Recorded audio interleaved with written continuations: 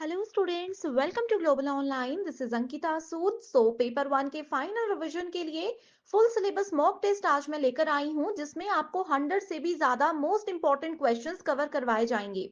ये सवाल बहुत ज्यादा इंपॉर्टेंट है एंड अपकमिंग एग्जामिनेशन में भी एज इट इज आ सकते हैं।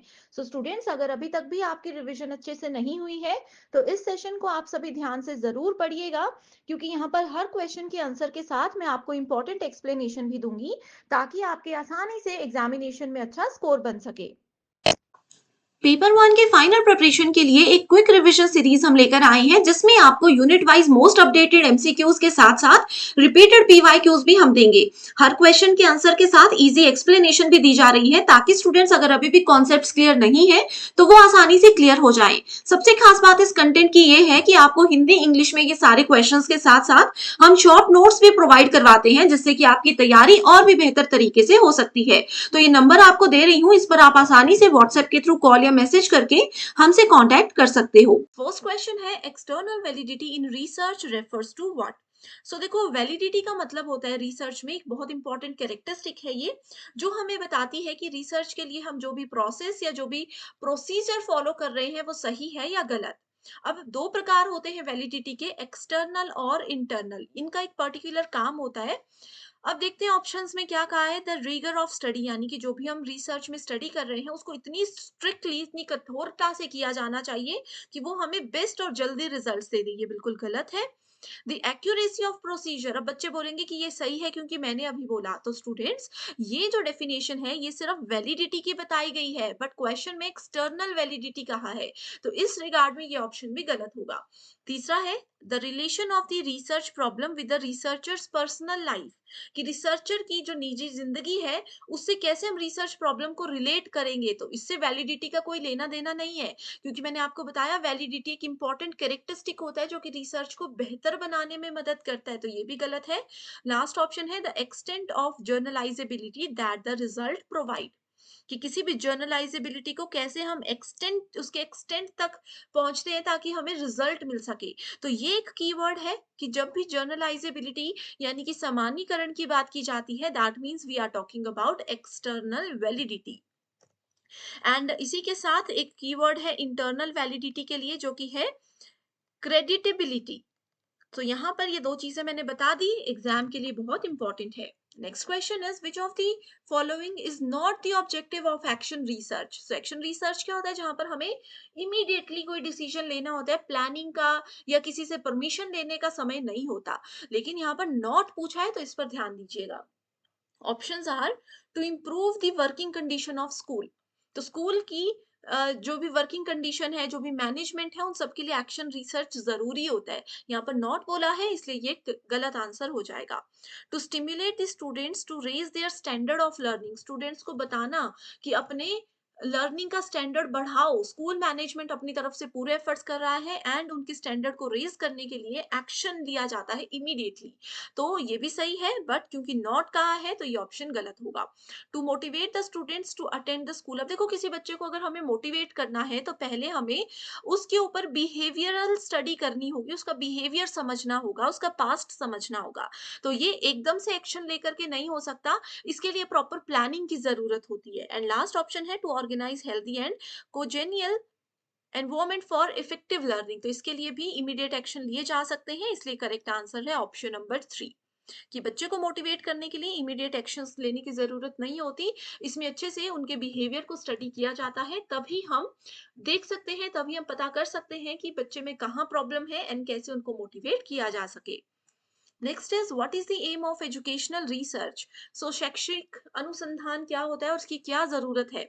Identifying major problems that need to be solve, कोई बड़ी बड़ी प्रॉब्लम्स होती हैं अगर एजुकेशन में, उनको एकदम से सॉल्व अगर हमें करना हो तो उसके लिए एजुकेशनल रिसर्च होता है, गलत है। Searching for the new facts and principle underline the process of education, ये भी गलत आंसर है। न्यू फैक्ट्स और प्रिंसिपल्स जो है प्रोसेस ऑफ एजुकेशन में, ये प्रॉपर प्लानिंग के साथ होते हैं, ठीक है। इसमें बहुत सारी स्टडी करनी पड़ती है, एजुकेशनल रिसर्च रिस्पॉन्सिबल नहीं है।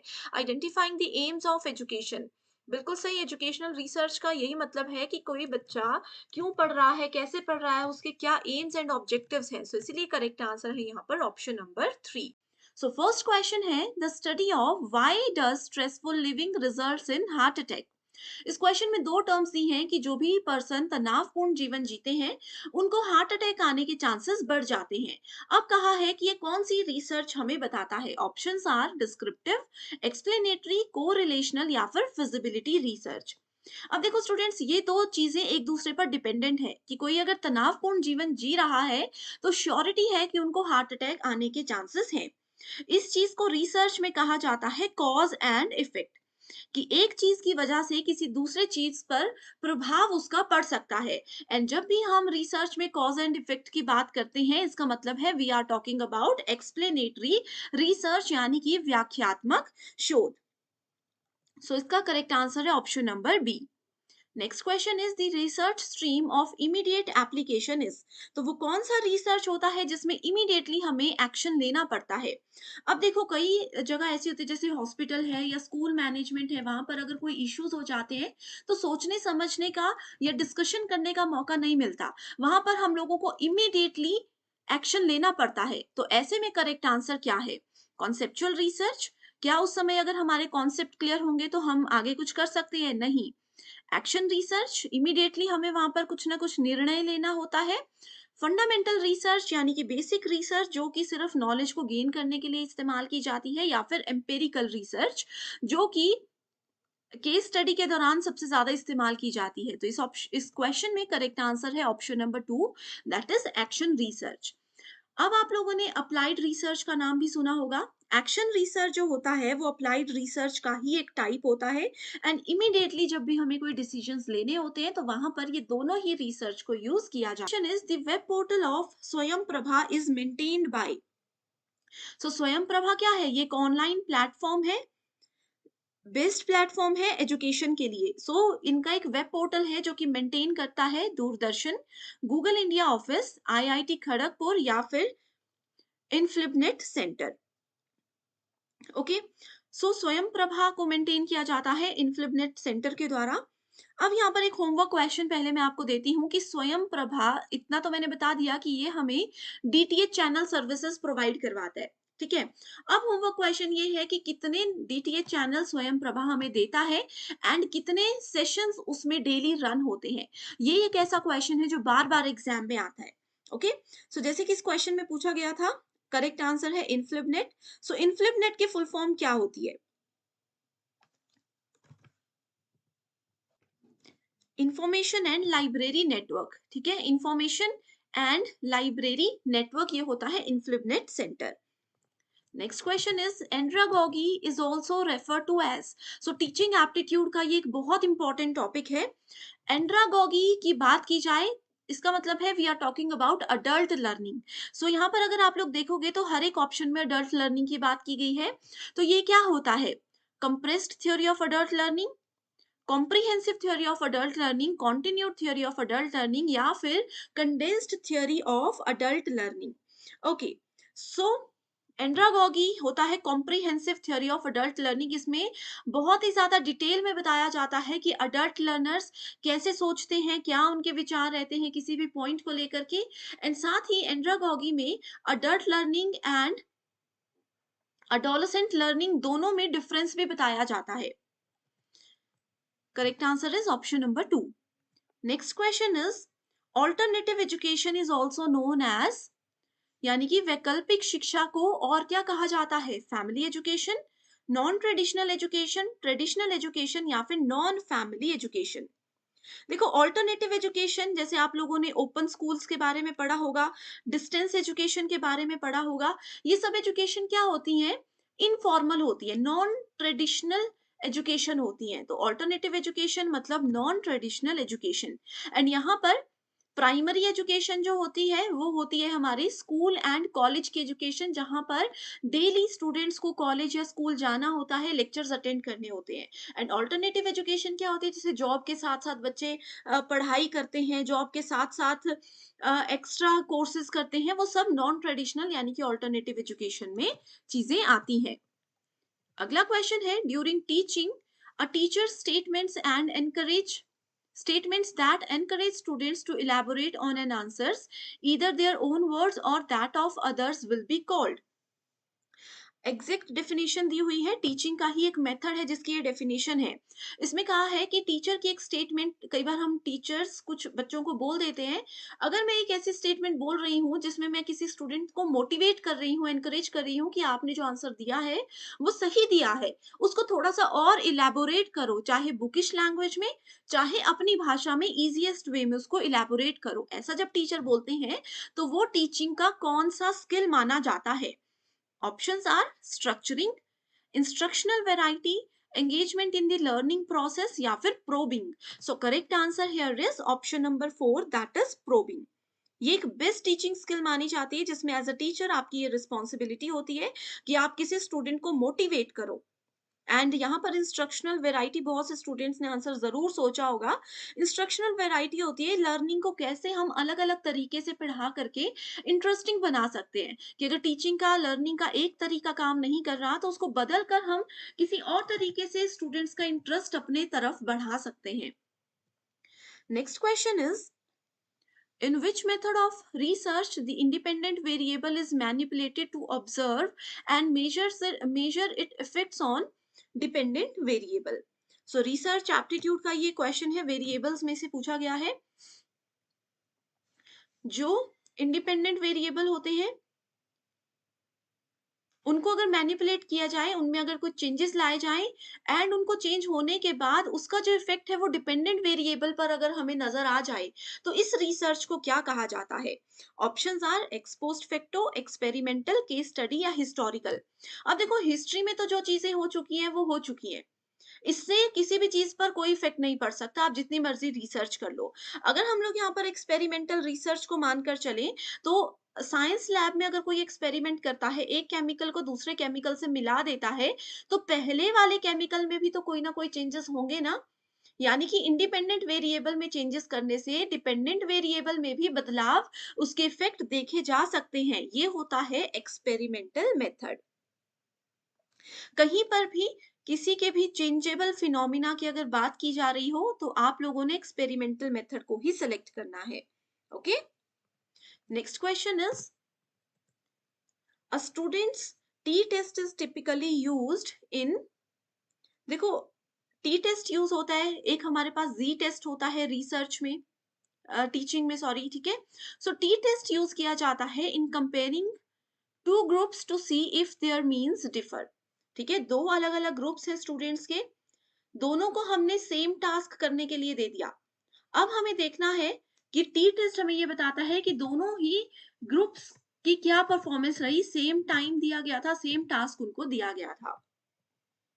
नेक्स्ट क्वेश्चन इज बहुत इंपॉर्टेंट है, टाइप्स ऑफ इवैल्यूएशन है, formative, summative, criterion reference and norm reference. Direct definitions दी गई हैं। परसेंटाइल रैंक, देखो अगर आपने थ्योरी सेशंस मेरे देखे हैं तो आपको पता होगा कि परसेंटाइल रैंक कहां पर दिए जाते थे। फाइनल एग्जाम्स में परसेंटाइल रैंक दिए जाते हैं एंड फाइनल एग्जाम्स मतलब समेटिव इवैल्यूएशन। सो बी को हम ए से मैच कर लेंगे, बी को फर्स्ट से मैच करके देखो आंसर तो आपको यहीं से मिल गया। ठीक है, फॉर्मेटिव इवैल्यूएशन होता है जो क्लास के दौरान टीचर और स्टूडेंट्स के बीच में डिस्कशंस होती हैं। ओके, सो यहाँ पर आप लोग, इसमें आंसर में थोड़ी सी गड़बड़ है, करेक्ट आंसर ऑप्शन नंबर 3 ही होगा। Formative evaluation, standards indicative of mastery, summative evaluation, percentile rank and standard scores are used for reporting.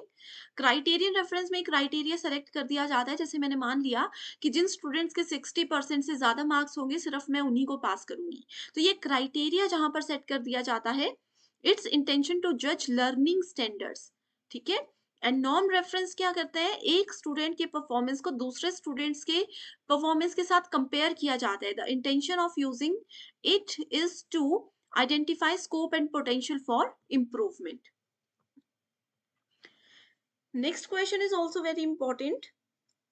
The phrase TL modeling of teaching implies that, TL, अब देखो teaching learning बहुत easy है, teaching learning model जो होता है वो क्या बताता है, वो हमें सिर्फ यही बताता है कि teaching and learning are integrally related acts. ठीक है, अब ये कैसे पॉसिबल है, अगर एक टीचर अच्छा पढ़ा रहा है तो दिखती सी बात है कि स्टूडेंट्स का स्कोर अच्छा रहेगा, स्टूडेंट्स का रिजल्ट भी अच्छा आएगा। तो इसीलिए ये दोनों चीजें इंटीग्रली एक दूसरे से रिलेटेड होती हैं। Next is teaching differs from training and conditioning in so far as it promotes. Teaching और ट्रेनिंग मैंने डिफरेंस आपको बताए हैं कि दोनों चीजें एक दूसरे से अलग होती है। किस बेसिस पे? Discipline drill, critical thinking, study association या फिर मास्टरी ऑफ फैक्ट्स। ठीक है, सो ये क्रिटिकल थिंकिंग के लेवल पर चीजें एक दूसरे से बिल्कुल हमेशा अलग रहती है। टीचिंग में एक टीचर आकर के स्टूडेंट्स को नॉलेज देते हैं, उनके साथ अपना नॉलेज शेयर करते हैं, उनको कुछ नया सिखाते हैं। ट्रेनिंग एक शॉर्ट पीरियड के लिए चलता है, 1 ईयर या फिर कुछ मंथ्स के लिए। एंड कंडीशनिंग क्या होता है? जो ऑलरेडी इनबिल्ट या फिर ऑलरेडी चीजें किसी स्टूडेंट के पास हैं, उनको जो नॉलेज है उस चीज को एक बेटर वे में लेकर जाना। सो क्रिटिकल थिंकिंग ही इन चीजों को आपस में अलग करती है। Next question is, a proposal that may provisionally serve as a starting point for further research is known as। ठीक है, सो इसको कहा जाता है हाइपोथेसिस, थ्योरी, मॉडल या फिर प्रिंसिपल। रिसर्च को स्टार्ट करने के लिए एक इनिशियल लेवल पर इसको यूज किया जाता है, ये होता है hypothesis. Hypothesis steps of research में एक बहुत इंपॉर्टेंट रोल प्ले करता है। अब देखो, सबसे पहला रिसर्च में होता है आप लोगों को प्रॉब्लम के बारे में पता होना चाहिए जिसका सॉल्यूशन आप लोग ढूंढना चाहते हो। उसके बाद क्या हो जाता है, आप लोगों को हाइपोथेसिस भी जनरेट करना पड़ता है, परिकल्पना करनी पड़ती है कि अब इसका सॉल्यूशन लेने के लिए ये ट्रिक ट्राई करें, ये करें या फिर ये करें। तो एक हाइपोथेसिस एक ऐसा स्टेप होता है जहां से हमें आगे का रास्ता क्लियरली मिल जाता है। Next is, arrange the following steps in the process of hypothesis testing in proper sequence। so hypothesis testing के भी कुछ steps होते हैं। वैसे तो देखो, मैंने आपको बताया है कि steps of research होते हैं, उसी का एक पार्ट होता है hypothesis। अब hypothesis करने का भी कुछ rules होते हैं, कुछ steps होते हैं जो इस पेपर में पूछे गए हैं। ये सब प्रीवियस ईयर क्वेश्चंस हैं। ओके, सो हाइपोथेसिस के लिए सबसे पहले हमें सेटअप करना होता है नल या ऑल्टरनेटिव हाइपोथेसिस को। अगर इस चीज को हमने सेटअप कर लिया तो आगे की चीजें इजी हो जाती हैं। यहां से देखेंगे तो ये दो ऑप्शंस हमारे गलत हैं। उसके बाद select the level of significance, महत्व का स्तर हमें देखना है कि किस लेवल पर कितना इंपॉर्टेंस हमें किसी चीज को देना है। अगला है फिर हमारे पास सी या ई, दो ऑप्शंस है। ठीक है, तो सी बोलता है एस्टैब्लिश द डिसीजन रूल, निर्णय नियम को स्थापित करना कि ये हमारा डिसीजन रूल है, हमें इतने के बीच में ही काम करना है। या फिर अगला है सिलेक्ट टेस्ट स्टेटिस्टिक्स। तो करेक्ट आंसर होगा यहाँ पर कि हम सिग्निफिकेंस के लेवल को सेलेक्ट करने के बाद टेस्ट के स्टेटिस्टिक को सेलेक्ट करते हैं। अब हाइपोथेसिस सेलेक्ट करने के बाद हमें उसकी टेस्टिंग भी करनी जरूरी होती है, तभी उसको फाइनलाइज किया जा सकता है कि क्या जो हाइपोथेसिस हम सही मान रहे हैं वो एक्चुअल में सही है या नहीं है। ये टेस्टिंग बहुत ज्यादा जरूरी होती है। ओके, सो इसलिए करेक्ट आंसर क्या है? Option number 4। इसके बाद आप देख सकते हो, इसके बाद आता है establish the decision rule, then we have performance computations and last में कंक्लूजन को ड्रॉ किया जाता है। Next question is, when a sample is chosen because it is available to the researcher, it is known as what? So it is known as probability sampling, convenience sampling, systematic या फिर objective sampling। तो देखो, objective sampling नाम का तो कोई भी point research में होता ही नहीं है। ठीक है, कन्वीनियंस क्या होता है? आपके पास, अब मैं आपको बोल रही हूँ ना कि आप कल मुझसे मिलना। अब आप पूछोगे कि किस समय मिलना, मैं बोलूंगी अपने कन्वीनियंस के हिसाब से कभी भी आ जाना मुझसे मिलने। तो कन्वीनियंस होता है कि जो बेस्ट टाइम आपको सूट करता है, जो बेस्ट अवेलेबल फ्री टाइम आपके पास है। तो कन्वीनियंस सैम्पलिंग भी ऐसे ही होता है, जो अवेलेबल है। अब आपने रिसर्च के लिए कुछ ज्यादा दिमाग नहीं लड़ाया, आपके पास जो अवेलेबल चीजें थी आपने उनको उठा लिया और अपना रिसर्च क्या कर दिया, डायरेक्टली स्टार्ट फिर यहां से कर दिया। ओके, सो ये बहुत इंपॉर्टेंट क्वेश्चन है, आगे भी हम सैम्पलिंग को डिटेल में देखेंगे। कन्वीनियंस सैम्पलिंग करेक्ट है। Which of the following curriculum development models come under technical scientific model? So देखो, technical scientific model इतना important तो नहीं है, but फिर भी ये है ताबाज मॉडल, ये एक प्रीवियस ईयर क्वेश्चन है। Next question is, reflective level teaching is different from memory level because the pattern of communication that is involved in reflective level teaching is basically what? So आपको पता है teaching के 3 levels होते हैं, reflective, memory, सबसे छोटा होता है memory, then we have reflective level, ठीक है, सबसे छोटा मेमोरी, सबसे हाईएस्ट लेवल होता है रिफ्लेक्टिव लेवल, एंड मिडल में आता है अंडरस्टैंडिंग लेवल ऑफ टीचिंग। तो इसमें कहा है कि रिफ्लेक्टिव लेवल जो है वो मेमोरी लेवल से बहुत अलग होता है, बिल्कुल सही। अब इसका कारण क्या है? Because the pattern of communication that is involve in reflective level is basically, it is basically transactional, ठीक है, ये क्या होता है? ट्रांजेक्शनल मॉडल होता है। तो यहां से एक चीज क्लियर हो गई कि रिफ्लेक्टिव लेवल आपका ट्रांजेक्शनल होता है। Next question is, which of the following evaluation system provides choice for students to select from the prescribed courses? So कुछ समय पहले ही हायर एजुकेशन में ये इनिशिएटिव लिया गया है कि स्टूडेंट्स अपने हिसाब से अपने सब्जेक्ट्स को सेलेक्ट कर सकते हैं। तो ये सिस्टम आया है चॉइस बेस्ड क्रेडिट सिस्टम। इसके नाम से पता चल रहा है अपनी चॉइस के सब्जेक्ट्स को चूज किया जा सकता है, एंड क्रेडिट भी यहाँ पर स्टूडेंट्स को उस लेवल पर ही मिलते हैं। तो that is CBCS। Next is, which of the following is a method of quantitative research? So quantitative research की जब भी हम बात करते हैं तो वो हमेशा स्ट्रक्चर्ड अप्रोच को ही फॉलो करता है, ये हमेशा क्वांटिटी पर फोकस करता है। Next question is, in research null hypothesis यानी कि शून्य परिकल्पना when rejected offers the scope of accepting the alternative hypothesis, ठीक है। तो इसमें कहा है कि जब भी हम नल हाइपोथेसिस को रिजेक्ट करते हैं मतलब कि हम ऑल्टरनेटिव हाइपोथेसिस को एक्सेप्ट कर रहे हैं, बिल्कुल सही, क्योंकि नल के अलावा और ऑप्शन सिर्फ ऑल्टरनेटिव का ही होता है। अगर हम इसको भी रिजेक्ट करके कुछ नहीं करेंगे तो फिर हाइपोथेसिस का मतलब ही क्या बना? इसलिए नल को रिजेक्ट करते हैं तो ऑटोमेटिकली ऑल्टरनेटिव को हम सेलेक्ट कर रहे होते हैं। Next is, when the null hypothesis is rejected but there will be chances for committing a beta rather than alpha error, तो ऐसा कभी भी नहीं हो सकता, इसीलिए फर्स्ट स्टेटमेंट करेक्ट है और सेकंड स्टेटमेंट इनकरेक्ट है। Correct answer is option number 3। ऐसे केस में जब भी हम नल हाइपोथेसिस को रिजेक्ट करते हैं वो अल्फा एरर होता है। Next is, which of the following research method employs internal and external criticism for shifting as evidences and data? तो ये होता है historical method। Correct answer is option number 3। Next question है सैम्पलिंग से related जो कि बहुत इंपॉर्टेंट है। हमें पूछा है नॉन प्रोबेबिलिटी सैम्पलिंग। ओके, सो दो टाइप्स होते हैं सैम्पलिंग के, प्रोबेबिलिटी एंड नॉन प्रोबेबिलिटी, दोनों के फर्दर 4 टाइप्स होते हैं, ठीक है। Simple random, dimensional. Simple random जो है इसका नाम ही बताता है ये प्रोबेबिलिटी सैम्पलिंग है। डायमेंशनल सैम्पलिंग होता है आपका नॉन प्रोबेबिलिटी। ऑलरेडी एक वीडियो है जिसमें ट्रिक्स के साथ ये चीजें याद करवाई गई हैं। तो ऑप्शन नंबर 2 आ गया। देखो यहाँ पर ऑप्शन 1 है तो ये ऑप्शन गलत है, यहाँ पर भी 1 है तो ये भी गलत है, ठीक है। इसके बाद स्नोबॉल सैम्पलिंग, स्नोबॉल सैम्पलिंग भी नॉन प्रोबेबिलिटी होता है। Then we have cluster sampling, cluster sampling आता है आपका प्रोबेबिलिटी के अंदर। Then we have quota sampling that is also non probability, and stratified sampling आ जाता है, ठीक है। So correct answer है ऑप्शन नंबर 2, 3 and 5। यहां से आप याद रख सकते हो नॉन प्रोबेबिलिटी है convenience, voluntary response, purposive and snowball. Already detailed video है, link will be in the link I will add in the description box. Next question is, a researcher studies the effect of peer group interaction on learning styles. The variable learning style in the study function is the dependent variable, ठीक है, निर्भर चर की as it is definition है। Which among the following is not a kind of plagiarism? So plagiarism क्या होता है? साहित्यिक चोरी होती है जो कि रिसर्च के दौरान अगर की जाए तो वो एक अपराध के रूप में मानी जाती है, ठीक है। सो इसमें कहा है not a kind. Patch writing, ऊपर से गलती करके उसको लिख देना, that is also a type of plagiarism.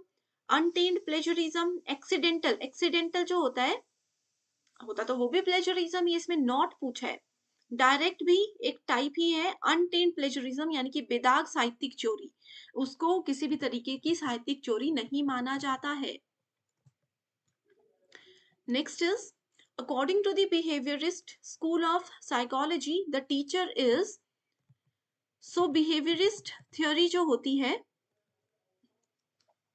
Behaviourist school of psychology है, उसके हिसाब से वो बोलते हैं कि टीचर एक ऐसा पर्सन होता है जो कि स्टूडेंट्स के लेवल के हिसाब से, उनके इंटरेस्ट और उनके माइंडसेट के हिसाब से क्लासरूम के एनवायरनमेंट को क्रिएट करता है। यानी कि अगर छोटे बच्चे हैं तो पोएम्स के थ्रू, गानों के थ्रू, गेम्स के थ्रू उनको सिखाएंगे। बड़े बच्चे हैं तो उनको उस लेवल पर सिखाएंगे कि उनका प्रीवियस नॉलेज कितना है। तो इस हिसाब से यहाँ पर देखते हैं करेक्ट आंसर क्या है। Classroom facilitator, no. Store house of knowledge, ऐसा नहीं कि ज्ञान का भंडार है बस पटक दो बच्चों पर, ये भी गलत है। A leader in the classroom, teacher एक लीडर कभी भी नहीं होता है क्लासरूम में, ठीक है। लास्ट है creator of favourable learning conditions, एक ऐसा एनवायरनमेंट क्रिएट करना जहां पर बच्चे इंटरेस्ट के साथ चीजों को समझ भी सके और उनको पढ़ भी सके। Correct answer is option number 4। Next question है, application, analysis and synthesis are example of. So आपके पास जो नॉलेज है, आपने उस नॉलेज को अप्लाई भी किया, उसका विश्लेषण भी किया और फिर उसको सिंथेसिस यानी कि उसका संश्लेषण भी किया, तो ये किसका एग्जाम्पल होता है। हाईएस्ट लेवल अगर आप अपने थिंकिंग एबिलिटीज को लेकर जाते हो तो ही आप उस नॉलेज को अप्लाई कर सकते हो। अब देखो ये कहाँ से क्वेश्चन आया, लेवल्स ऑफ टीचिंग में से आया। मेमोरी लेवल में जो आप सीखते हो, क्या उस चीज को कहीं अप्लाई कर सकते हो, नहीं कर सकते। अंडरस्टैंडिंग लेवल में आप उसको थोड़ा सा डीपली समझते हो, लेकिन फिर भी आप नहीं समझते कि कैसे उसको अप्लाई करना है एंड कैसे उस चीज को एनालाइज करना है। सो यहाँ पर उसके बाद आता है आपके पास highest level, that is understanding level and reflective level, ठीक है। तो ये हाईएस्ट ऑर्डर थिंकिंग स्किल्स हमें बताता है जहां पर हम अपने नॉलेज को रियल लाइफ सिचुएशंस में अप्लाई कर सकते हैं और एनालाइज कर सकते हैं कि कहाँ कमी रही थी, कहाँ हमसे गलती हुई थी और कैसे उससे बाहर निकला जा सकता है। Takshila is an important archaeological site and UNESCO declared it to a World Heritage Site in the year what? So Takshila ancient Indian university है जो कि बुद्धिस्ट एजुकेशन के लिए बहुत ही ज्यादा फेमस थी। इस यूनिवर्सिटी को अब एज एन यूनिवर्सिटी तो कंसिडर नहीं किया जाता, ये यूनेस्को के द्वारा वर्ल्ड हेरिटेज साइट कंसिडर कर दी गई है। कौन से ईयर में ये डिक्लेरेशन हुआ था, इस एग्जाम में इस क्वेश्चन में पूछा गया है। अब देखो स्टूडेंट्स, ऑप्शंस है 1980, 90, 92 और 78। सो इसका करेक्ट आंसर बताने से पहले आपको ये भी बता देती हूँ कि तक्षशिला के साथ साथ नालंदा यूनिवर्सिटी को भी यूनेस्को ने वर्ल्ड हेरिटेज साइट बना दिया था एंड ये question as it is exam में आएगा। इसको 2009 में डिक्लेयर किया गया था एंड तक्षशिला को 1980 में वर्ल्ड हेरिटेज साइट डिक्लेयर कर दिया गया था। Next question is, which of the following universities through all university examinations open to girl in 1883? So देखो गर्ल्स के लिए कौन सी यूनिवर्सिटी ने सारे एग्जामिनेशंस जो हैं वो खोल दिए थे, यानी कि गर्ल्स को किसी भी तरीके के कॉलेज में एंट्री लेने के लिए एंट्रेंस एग्जामिनेशन नहीं देना पड़ता था। 1883 में ये कौन सी यूनिवर्सिटी ने शुरुआत की थी? ये इलाहाबाद थी, बॉम्बे यूनिवर्सिटी, दिल्ली यूनिवर्सिटी या फिर university of Madras.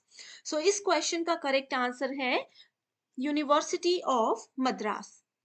Okay okay students, यहाँ पे यूनिवर्सिटी ऑफ मद्रास नहीं होगा, करेक्ट आंसर है university of Bombay, option number 2।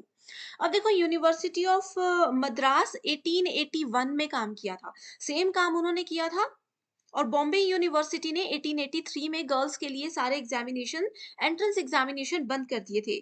उसके बाद एक और इम्पॉर्टेंट पॉइंट है कि 1877 में कलकत्ता यूनिवर्सिटी ने जो मैट्रिकुलेशन यानी कि मैट्रिक्स का एग्जामिनेशन होता है वो भी गर्ल्स के लिए बंद करवा दिया था। तो ये कुछ इंपॉर्टेंट डेट्स हैं। Next question is, in ancient India education was free.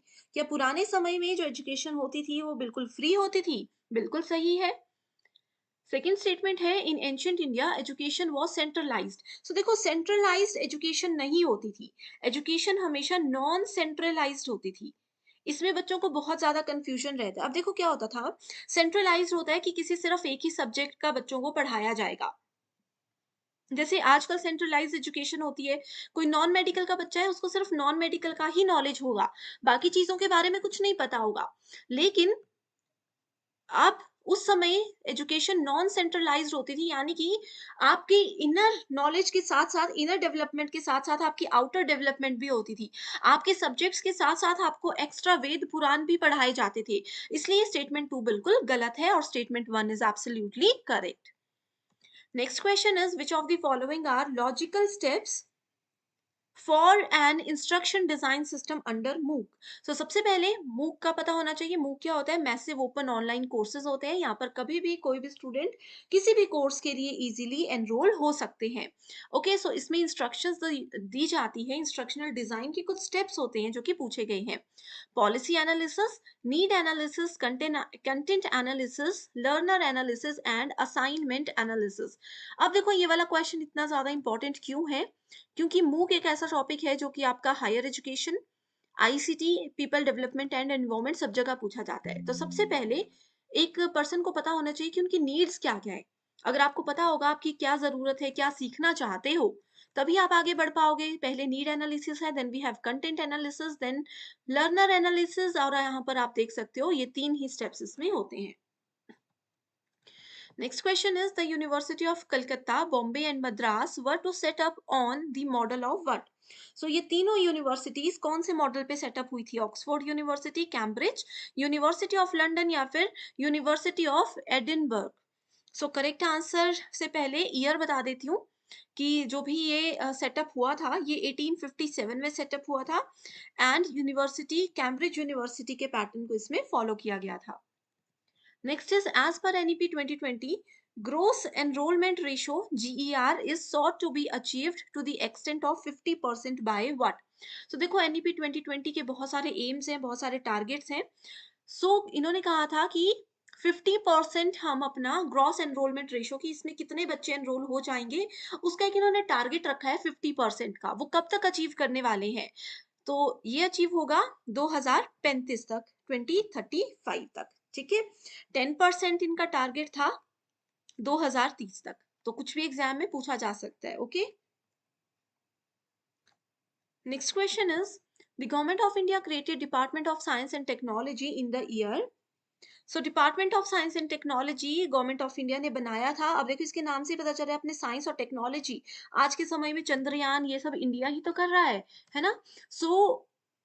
कैसे साइंस और टेक्नोलॉजी को बढ़ावा दिया जाए, कैसे उन पर मेजर फोकस करके लोगों का इंटरेस्ट उस तरफ बढ़ाया जाए, इसीलिए department of science and technology को बनाया गया था 1971 में, जो कि मई के मंथ में एस्टैब्लिश हुआ था। Next question is the ancient system of education in India included education of which of the following ancient text? So ancient text की जब भी हम बात करते हैं तो डायरेक्टली आपको पता होना चाहिए कि हम धर्मसूत्र की बात कर रहे हैं। ठीक है, next question is according to NEP 2020, India will be promoted as global study destination, providing premium education at affordable cost, thereby helping to restore its role as what? So देखो NEP 2020 ये बोलता है कि ग्लोबल स्टडी डेस्टिनेशन में India का नाम भी आ जाना चाहिए प्रीमियम एजुकेशन के लिए, यानी कि बेस्ट एजुकेशन के लिए। ठीक है, एंड इसका जो भी अफोर्डेबल कॉस्ट है वो सब गवर्नमेंट लेने को तैयार है। एंड इसमें इसका रोल क्या होगा? इसका रोल होगा विश्व गुरु के नाम से इंडिया को जाना जाएगा। ये NEP 2020 का एक टारगेट है। अगला क्वेश्चन है who among the following founded the imperial library which he wanted to see as a future Bodleian library और British museum of the east. ठीक है, ये क्वेश्चन इतना ज्यादा इंपॉर्टेंट नहीं है, बस उसको देख लीजिए। करेक्ट आंसर है Lord Curzon. Next is very important question, which of the following specific programs are initiated by UGC for the promotion of values and ethical practices? So UGC ने कुछ इनिशिएटिव लिए हैं जिससे कि वो विशिष्ट कार्यक्रम को जिससे कि वो मूल्य और नैतिक प्रथाएं जो हैं इंडिया में उसको बढ़ा सके। तो उसका करेक्ट आंसर क्या है? ऑप्शंस आर जीवन कौशल, सेकंड इज दीक्षारंभ, विश्व भारत, गुरु दक्षता, विश्व दर्शन। जीवन कौशल भी है, then we have Deeksharambh and last is Guru Dakshta. ये 3 चीजें हैं बहुत इंपॉर्टेंट। ठीक है, नैतिकताओं के बारे में बच्चों को जो सिखाया जाएगा वो इन्हीं की मदद से सिखाया जाएगा, ऐसा यूजीसी ने डिसाइड किया है। Next is what is the full form of NCIVE? सो इस तरीके के फुल फॉर्म्स आपको डायरेक्टली पता होनी चाहिए. It stands for national committee for the integration of vocational education.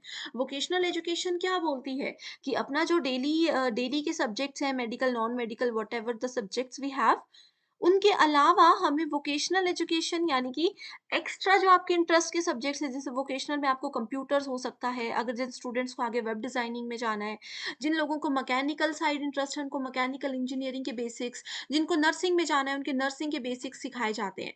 तो इसीलिए वोकेशनल एजुकेशन जरूरी है एंड इसके लिए कमेटी बनाई गई है, that is called national committee for the integration of vocational education. Her government school में ये अभी प्रोग्राम रन हो रहा है बहुत सालों से. Which of the following are the state universities of India? Very important question. State, center और जितने भी प्राइवेट पब्लिक यूनिवर्सिटीज हैं नाम इनके याद रख लीजिए. स्टेट यूनिवर्सिटीज में सबसे पहला नाम जो आता ही है वो है सरदार पटेल यूनिवर्सिटी गुजरात, दूसरा है आचार्य नागार्जुना यूनिवर्सिटी आंध्र प्रदेश और तीसरा है गुवाहाटी यूनिवर्सिटी आसाम. ये तीन नाम स्टेट के नाम पर बहुत ही ज्यादा फेमस हैं. देखो ये करेक्ट आंसर इजीली आपको मिल गया. ओके, यही क्वेश्चन बार बार आता है. अब होमवर्क क्वेश्चन ये देती हूँ कि बताइए Nagaland university and Sikkim university ये स्टेट है, सेंटर है, कौन सी यूनिवर्सिटीज की कैटेगरी में आती है? एग्जाम में यही क्वेश्चन आएगा, देख लेना. Okay, next is which of the following are included among the institutes of agricultural research? Agricultural research के इंस्टीट्यूट में कौन कौन से आते हैं नाम? ये आते हैं Indian council of agricultural research, Indian institute of food technology and Indian dairy research institution. यहाँ पर किसी भी तरीके की एग्रीकल्चरल मार्केटिंग के बारे में नहीं है, ठीक है. बाकी ऑप्शंस बहुत इजी थे. According to NEP 2020, the first vertical of Higher Education Commission of India will be the, so इनके हिसाब से एजुकेशन को बेहतर बनाने के लिए सबसे पहला वर्टिकल क्या होना चाहिए? ये होना चाहिए नेशनल एजुकेशन रेगुलेटरी काउंसिल, कि नेशनल लेवल की एजुकेशन जो है उसको रेगुलेट, उसको शुरू कैसे किया जाए, इन सब चीजों का प्लान करना. Okay, so NHERC is the correct answer. दूसरी शिफ्ट में ये क्वेश्चन ऐसे पूछा गया था कि नेशनल एजुकेशन रेगुलेटरी काउंसिल जो है ये किस कमीशन के द्वारा NEP के अंडर डिक्लेयर की गई थी? तो आपका आंसर होना चाहिए हायर एजुकेशन कमीशन के अंदर, ठीक है. Next is Zhuangzhang visited India and became student of Takshila University. तो क्या ये सही है? बिल्कुल ठीक है, ये बिल्कुल गलत है क्योंकि Zhuangzhang तक्षशिला यूनिवर्सिटी के स्टूडेंट नहीं थे. Zhuangzhang visited India and became student of योग शास्त्र. ये ऑप्शन बिल्कुल सही है. वो तक्षशिला में नहीं पढ़े थे, वो योग शास्त्र के स्टूडेंट थे, ठीक है. So correct answer is option number 4. NITI Aayog, very interesting and very important topic. So NITI Aayog is neither a constitutional nor statutory body. बिल्कुल सही है, ना ये कॉन्स्टिट्यूशनल है ना स्टैट्यूटरी बॉडी है. ये कौन सी बॉडी है? ये प्लानिंग कमीशन. देखो पहले हमारे पास एक प्लानिंग कमीशन होता था. बताइए कौन से ईयर में प्लानिंग कमीशन को बंद कर दिया गया, खत्म कर दिया गया? प्लानिंग कमीशन होता था, उसको बंद कर दिया गया और उसी साल कुछ ही समय में नीति आयोग को चालू कर दिया गया. तो नीति आयोग भी प्लान करता है, लेकिन ना ये स्टैट्यूटरी बॉडी है ना ही कॉन्स्टिट्यूशनल है. ओके, अगला स्टेटमेंट है नीति Aayog is a policy think tank of government of India. तो ये थिंक टैंक है, ये हेल्प करता है सिर्फ सोचने में, डिसीजन लेने में. आगे उस पर कैसे काम करना है ये उनकी रिस्पॉन्सिबिलिटी नहीं होती. So correct answer is option number 1. Both the statements are true. Next is IGNOU hosts secretariats of the SAARC consortium on open and distance learning, जिसको सैकोडिल कहा जाता है, and the global mega university network initially supported by. So ये दो initiative की बात की गई है, SACODiL and global mega university network. इन दोनों को सपोर्ट किसने किया था? इन दोनों को यूनेस्को ने सपोर्ट किया था एंड होस्ट किया था इग्नू ने. तो ये क्वेश्चन भी एज इट इज गोल गोल करके पूछा गया है 2 से 3 बार. Next is what is the full form of Samanvay? ठीक है, तो ये बहुत इंपॉर्टेंट क्वेश्चन है। इसकी फुल फॉर्म है skill assessment matrix for vocational advancement of youth. So देखो स्टूडेंट्स, यहाँ पर एक चीज मैं आपको क्लियर कर देती हूँ कि वोकेशनल एजुकेशन से रिलेटेड जितने भी इनिशिएटिव्स हैं या जितने भी ऐसे छोटे छोटे प्रोग्राम्स हैं वो कब बनाए गए, उनकी फुल फॉर्म्स और कौन उनके लिए रिस्पॉन्सिबल है, मिनिस्ट्री कौन सी उनके लिए रिस्पॉन्सिबल है, ये जरूर पढ़कर जाना। अगर ये चीजें अभी तक नहीं पढ़ी हैं, इस पे सेपरेट वीडियो चाहिए तो कमेंट करके मुझे बता दीजिए। नेक्स्ट क्वेश्चन है technical education in is that which emphasizes on learning on teaching, learning on techniques as technical procedures and necessary skills, and aims at preparing technicians usually above the secondary level. There is no distinction between vocational education, industrial and technical education. So यहाँ पर देखो ये है statement 1 लिखा हुआ, ठीक है।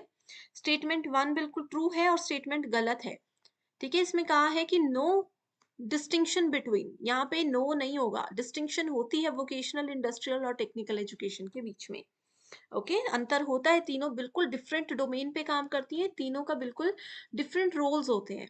So correct answer is option number 3। सो इस क्वेश्चन में पूछा गया है which of the following statements best describe brainstorming method of teaching. So brainstorming teaching का मेथड एक बहुत ही ज्यादा इंटरेस्टिंग वे होता है जिसमें किसी भी स्टूडेंट के क्रिएटिविटी लेवल को हम चेक करते हैं एंड उसको बढ़ाया जाता है। इसमें बहुत सारे पार्टिसिपेंट्स तो नहीं होते, लेकिन 6 से 10 स्टूडेंट्स एक बार में पार्टिसिपेट कर सकते हैं। उनको कोई भी एक टॉपिक दे दिया जाता है, रैंडम टॉपिक हो सकता है, जनरल टॉपिक हो सकता है, जिसको लेकर के वो नए आइडियाज को जनरेट करते हैं। सो ऑप्शंस गिवन है production of large number of ideas, के इसमें जितने पार्टिसिपेंट्स होते हैं वो बहुत सारे आइडियाज, बहुत सारे विचार एक दूसरे के साथ शेयर करते हैं। सेकंड है small step presentation with feedback provided, यानी कि इसमें छोटे छोटे स्टेप्स के साथ साथ फीडबैक भी दिया जाता है हर स्टेप के बाद। Content delivery in liquid language, स्पष्ट भाषा में किसी भी चीज को प्रेजेंट किया जाता है। Theme based interaction among the participant, की जितने भी, जैसे मैंने आपको बताया 5-6 लोग होते हैं, उनका एक ग्रुप होता है, उनको कोई थीम दे दी जाती है, उसी के ऊपर डिस्कशन होता है। तो ये चीज बिल्कुल भी नहीं है, मैंने आपको अभी क्लियरली बताया था कि जनरल टॉपिक या कोई भी बेसिक टॉपिक स्टूडेंट्स को दिया जाता है जिसपे डिस्कशन होती है। एंड डिस्कशन इसलिए होती है किसी टॉपिक से रिलेटेड बहुत सारे आइडियाज, क्योंकि ब्रेनस्टॉर्मिंग मेथड जनरेट करने में हमें हेल्प करता है। सो करेक्ट आंसर है option number 1। Next question is the channel of स्वयं प्रभा आर अपलिंक्ड फ्रॉम बायसैग। ओके, सो यहाँ पर कहा है कि स्वयं प्रभा के जितने भी 40 डीटीएच चैनल है लेटेस्ट डेटा के हिसाब से, वो बायसैग के द्वारा अपलिंक किया जाता है, वही इसको हैंडल करते हैं। तो बायसैग कहाँ पर सिचुएटेड है? औरंगाबाद, हैदराबाद, गांधीनगर या बेंगलोर? तो ये बेसिक स्टेटमेंट है, पहली लाइन होती है स्वयं प्रभा की कि बायसैग गांधीनगर के द्वारा मैनेज और हैंडल किया जाता है। एंड पहले आपने देखा होगा इसमें 32 डीटीएच चैनल्स थे, फिर इसको बढ़ा करके 34 किया गया और 2023 में ये 40 डीटीएच चैनल्स को हैंडल करता है। Next is which of the following statements best describe summative evaluation in evaluation procedures. तो यहाँ पर योगात्मक मूल्यांकन की बात की गई है। अब किसी भी चीज की समरी कब होती है? किसी, हम बोलते हैं ना कि पूरा चैप्टर आज मैंने आपको पढ़ा लिया, पूरा टॉपिक एक यूनिट मैंने आपको पढ़ा लिया और मैंने बोला समराइज करो। समरी किसी चीज की एंड में होती है। वैसे ही इवैल्यूएशन जो है, समेटिव इवैल्यूएशन, वो हमेशा एंड में ही काम करता है। अब एंड में क्या होता है, आप लोगों का पूरा साल खत्म हो गया, एंड में आपके फाइनल एग्जाम होते हैं, ठीक है। तो ये समेटिव इवैल्यूएशन होता है जो आपके फाइनल एग्जामिनेशन होते हैं। सो ऑप्शंस देखते हैं। The teacher clarifies the doubts of the students in the class itself, तो क्लास में तो नहीं होता, मैंने अभी बताया एंड में होता है। आगे है a teacher awards grades to the students after having transacted the course work, कि कोर्स पूरा होने के बाद स्टूडेंट्स को मार्क्स या ग्रेड्स दिए जाते हैं टीचर के द्वारा। तीसरा ऑप्शन है during interaction with students in classroom teacher provide feedback, तो जिस भी इवैल्यूएशन में फीडबैक दिया जाता है उसको समेटिव इवैल्यूएशन कहते हैं। ये पूछा है थर्ड ऑप्शन में। The learners motivation is raised bye teacher through question answer session during feedback, तो फीडबैक के दौरान टीचर जो है स्टूडेंट्स को मोटिवेट करते हैं, ये समेटिव इवैल्यूएशन कहता है। तो देखो इसमें करेक्ट आंसर क्या होगा, ऑप्शन नंबर 2, क्योंकि मैंने आपको बताया समेटिव से याद रखो समरी, समरी होती है बिल्कुल लास्ट में, जैसे कि फाइनल एग्जाम बिल्कुल लास्ट में होते हैं। एंड फाइनल एग्जाम से आप लोगों को ग्रेड्स दिए जाते हैं, परसेंटेज या मार्क्स बताए जाते हैं, तो ये होता है समेटिव इवैल्यूएशन। ओके, जो फर्स्ट ऑप्शन है ये है फॉर्मेटिव इवैल्यूएशन का। फॉर्मेटिव इवैल्यूएशन हमेशा कक्षा के दौरान करवाया जाता है।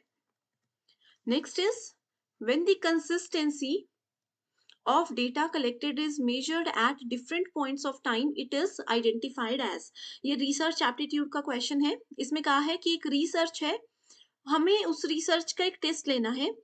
आज मान लीजिए मैंने मॉर्निंग में उसका टेस्ट ले लिया, लेकिन उसकी कंसिस्टेंसी चेक करने के लिए मैंने 2 दिन के बाद इवनिंग के टाइम पर उसका टेस्ट फिर ले लिया। सेम टेस्ट 2 दिन बाद इवनिंग में कर दिया। फिर 2 दिन बाद नाइट में, रात के समय मैंने सेम टेस्ट लिया। हमने क्या किया, किसी भी डेटा की कंसिस्टेंसी को चेक करने के लिए अलग अलग टाइम में, अलग अलग दिन में उसको हमने टेस्ट किया। तो इस टेस्ट का नाम होता है इंटररेटर टेस्ट, रीटेस्ट, स्प्लिट हाफ या फिर इंटरनल रिलायबिलिटी। तो ये होती है टेस्ट रीटेस्ट। आपको पता है एक ही टेस्ट को बार बार कंडक्ट कराया गया, ठीक है। सो टेस्ट रीटेस्ट। स्प्लिट हाफ में होता है एक टेस्ट को 2 हिस्सों में बांटा जाता है और अलग अलग डोमेन में काम करवाया जाता है। ऑलरेडी इन सब पे डिटेल्ड वीडियो है, अगर आपने नहीं देखी है, ये कॉन्सेप्ट्स क्लियर नहीं है, तो मैं आपको लिंक डिस्क्रिप्शन बॉक्स में ऐड कर दूंगी, उस वीडियो को जरूर देख लीजिए। होमवर्क क्वेश्चन है जिसका आंसर मुझे कमेंट करके बताइएगा। बहुत इजी है। Facts and information get focused in which level of teaching. So teaching के 3 लेवल्स होते हैं, मेमोरी, अंडरस्टैंडिंग एंड रिफ्लेक्टिव। कई बार ऑटोनॉमस को भी ऐड कर दिया जाता है, लेकिन मेजरली 3 आपने याद रखने हैं। तो जब भी हम फैक्ट और किसी भी इंफॉर्मेशन, सूचना या तथ्यों की बात करते हैं, तो वो कौन से लेवल पर काम करता है, कमेंट करके आंसर बताइए। Change of behavior in people after they come to know they are participating in a research project to produce results that do not have validity is known as। अब देखो, आप एक रिसर्च करने जा रहे हो और आपको पता है कि इस रिसर्च का जो भी रिजल्ट आएगा उसकी कोई भी वैलिडिटी कंसिडर नहीं की जाएगी, तो वो कौन सा रिसर्च आप लोगों का माना जाता है? तो ये होगा blind effect, evaluation effect, Hawthorne effect या फिर demand effect. So correct answer है आपके पास option number 3, that is Hawthorne effect. इसको आप लोग एक और नाम दे सकते हो, ऑब्जर्व बायस। ठीक है, ये एग्जाम में बहुत बार क्वेश्चन आ चुका है, बहुत बार। ठीक है, it refers to the change in behaviour of individual due to being observed और अवेयर ऑफ बीइंग ऑब्जर्व्ड। अगर देखो किसी को लगता है अब मैं कुछ प्रोजेक्ट अपना कर रही हूँ, कुछ काम अपना कर रही हूँ, मुझे पता है कि मेरे सामने मेरे सीनियर्स बैठे हुए हैं, सीनियर टीचर्स बैठे हैं, वो मुझे देख रहे हैं, या मैं पेपर लिख रही हूँ, जो एग्जामिनर है वो मुझे ही देख रहे हैं, तो ऐसे क्या होगा, मैं हड़बड़ा जाऊंगी, आता आता क्वेश्चन भूल जाऊंगी, लिखना रुक जाऊंगी, मेरे बिहेवियर में चेंज हो जाएगा।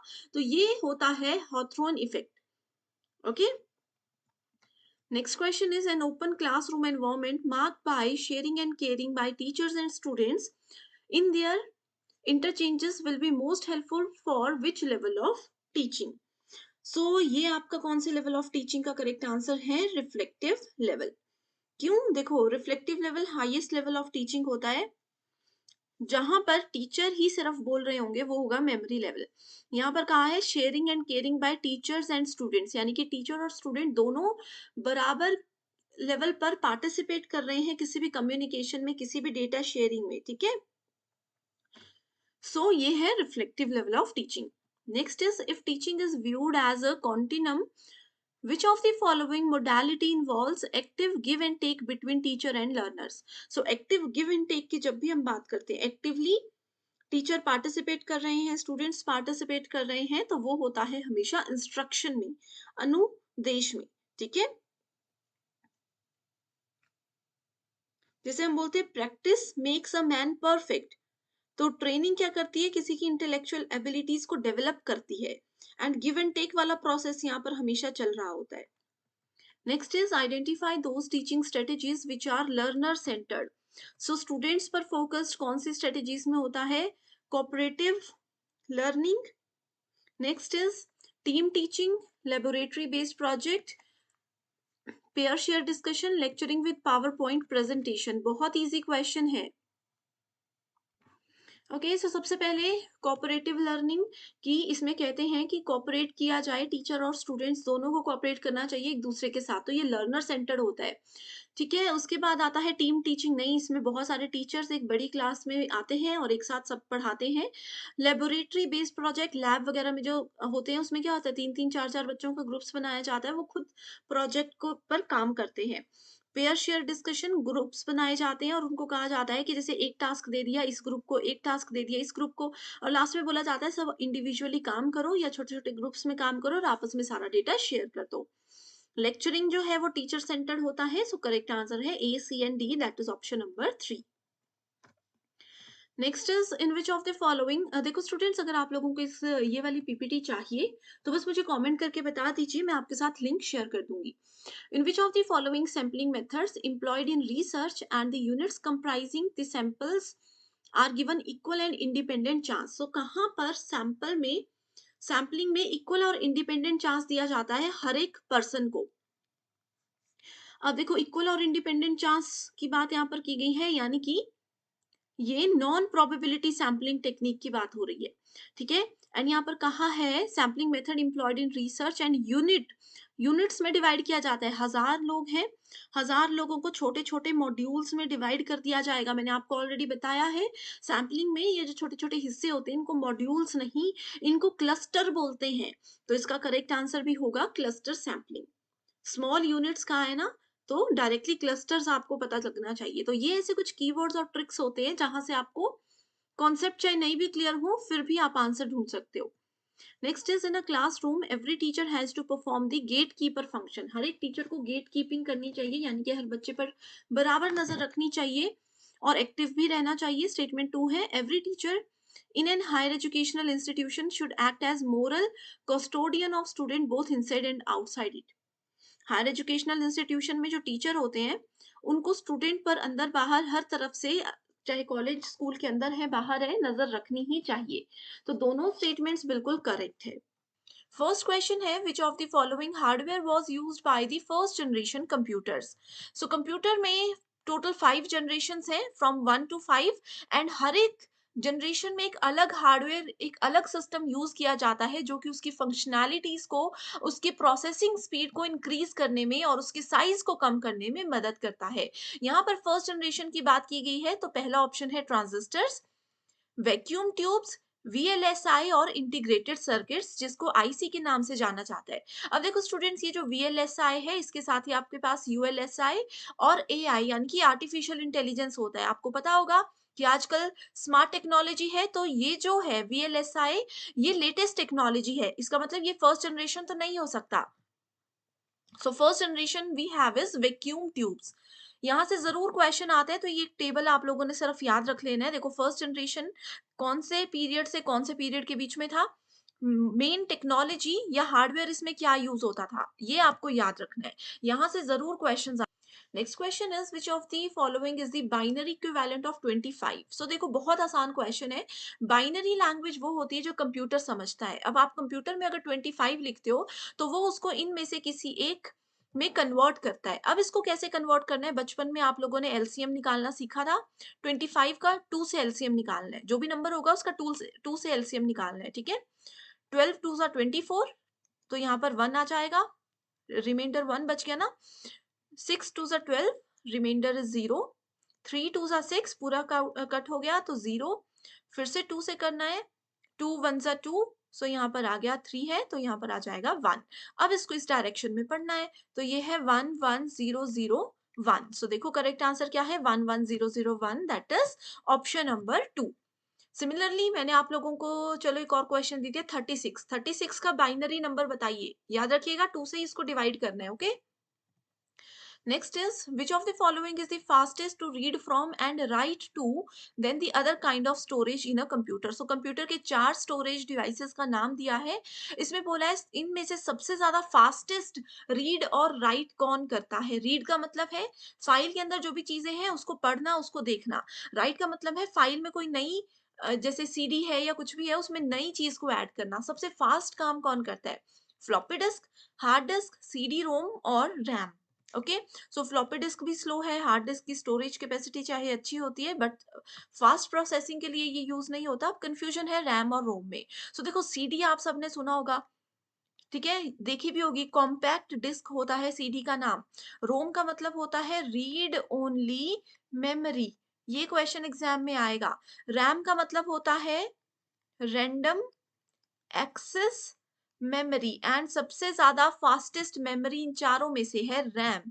अगर रैम ऑप्शन नहीं होता या रैम के अलावा अगर आप लोगों के पास जैसे कि रजिस्टर्स दिए होते, कैशे मेमोरी दी होती, तो ये करेक्ट आंसर्स होने थे। Okay, the main two components of CPU are. अब सीपीयू क्या होता है? सीपीयू को बोला जाता है brain of computer. Okay, CPU की फुल फॉर्म क्या होती है? कमेंट करके बताइएगा, एग्जाम में बहुत बार आता है। ठीक है, दो कंपोनेंट्स होते हैं सीपीयू के अंदर, कंट्रोल यूनिट एंड एएलयू, यानी कि सीयू प्लस एएलयू। एएलयू और बस, कंट्रोल यूनिट और register, registers and main memory. देखो ये तो मेमोरी आ गई, रजिस्टर भी एक मेमोरी का ही प्रकार होता है, तो ये दो तो बिल्कुल नहीं होंगे इनमें, क्योंकि कंपोनेंट पूछा है, मेमोरी के टाइप्स नहीं पूछा है। अब बस क्या करती है? बस का मतलब होता है एक जगह से दूसरी जगह पर डेटा ट्रांसफर के लिए इंटरनली काम करती है, तो ये भी नहीं होगा। सो करेक्ट आंसर है option number 1, that is C U and ALU. ALU मतलब arithmetic and logical unit. CPU की फुल फॉर्म कमेंट करके बताइए। So what is an acronym for? What नहीं, यहाँ पे स्वॉट होगा, SWOT। ठीक है, स्वॉट का फुल फॉर्म क्या होता है? देखो इंटरनेट में स्वॉट को इंट्रोड्यूस किया गया है, इंटरनेट से फायदे भी है नुकसान भी है, इन सब चीजों को ध्यान में रखते हुए स्वॉट की फुल फॉर्म बनाई गई है strengths, weaknesses, opportunities and threats. Okay, internet हमें स्ट्रेंथ भी देता है, काम करने की ताकत भी देता है, हमारी कमजोरी भी है, अपॉर्चुनिटीज देता भी है और छीनता भी है, साथ में खतरा भी इससे बहुत ज्यादा होता है ना। Next question is what is important in ICT supported teaching learning strategies. So देखो जो टीचिंग लर्निंग होती है क्लासरूम में भी होती है, अलग अलग प्रकार की होती है, लेकिन जहां पर हम आईसीटी यानी कि इंफॉर्मेशन एंड कम्युनिकेशन टेक्नोलॉजी मतलब इंटरनेट लेटेस्ट टेक्नोलॉजी ये सब चीजों का इस्तेमाल करते हैं, तो कहाँ पर इम्पोर्टेंट होता है ये? एनिमेशन टेक्निक्स के लिए होता है? बिल्कुल नहीं। असेसमेंट प्लान्स के लिए, मूल्यांकन करने की योजनाएं हमें आईसीटी बताता है? नहीं बताता है। हमारे ऑब्जेक्टिव्स को क्लियर करता है, उद्देश्य क्लियर करता है? उद्देश्य तो देखो एज अ टीचर आपको ही क्लियर करने होंगे। क्लियर इंस्ट्रक्शंस में ये हमें हेल्प करता है। अब जैसे मैं आपको काफी चीजें बोल रही हूँ, हो सकता है स्टूडेंट्स को वो चीजें शायद क्लियर सुनाई ना दें या वो समझ ना पाए क्या है, तो अगर आईसीटी जैसे आपके सामने ये स्क्रीन है, इसमें क्वेश्चन लिखे भी हैं, अब मैं आंसर बताऊंगी, कई बच्चे नहीं सुनेंगे, अब यहाँ पर आंसर डिस्प्ले हो जाएगा तो उनको क्लियर चीजें दिख जाएगी, तो इंस्ट्रक्शंस देने का तरीका मेरा बिल्कुल क्लियर हो रहा है, क्योंकि मैं यहाँ पर अपनी क्लास में आईसीटी का इस्तेमाल कर रही हूँ। Okay, which one of the following acronyms matches incorrectly with their full forms. सो यहाँ पर चार फुल फॉर्म्स दी गई हैं, बहुत कॉमन टर्म्स हैं, आपको बताना है कौन सी गलत है। GIS geographic information sensor, GPS global partitioning system, ATM automated teller machine सब लोग यूज करते हैं, सिम सब्सक्राइबर एंटिटी मॉड्यूल, तो देखो GPS भी मोबाइल फोन में सबके होता है, ATM भी सब जाते हैं, सिम भी सबके पास है। गलत है यहाँ पर GIS जियोग्राफिक इंफॉर्मेशन सेंसर, इसकी फुल फॉर्म में मिस्टेक है। Okay, next question is a byte is a group of what. देखो अब आप लोग बोलते हो, कई बच्चे बोलते हैं मेरे पास आज इंटरनेट पैक है, मेरे पास मुझे 2 GB डेटा मिलता है, कई बोलते हैं मुझे 1.5 GB डेटा मिलता है, तो ये बी क्या है? ये बाइट होते हैं।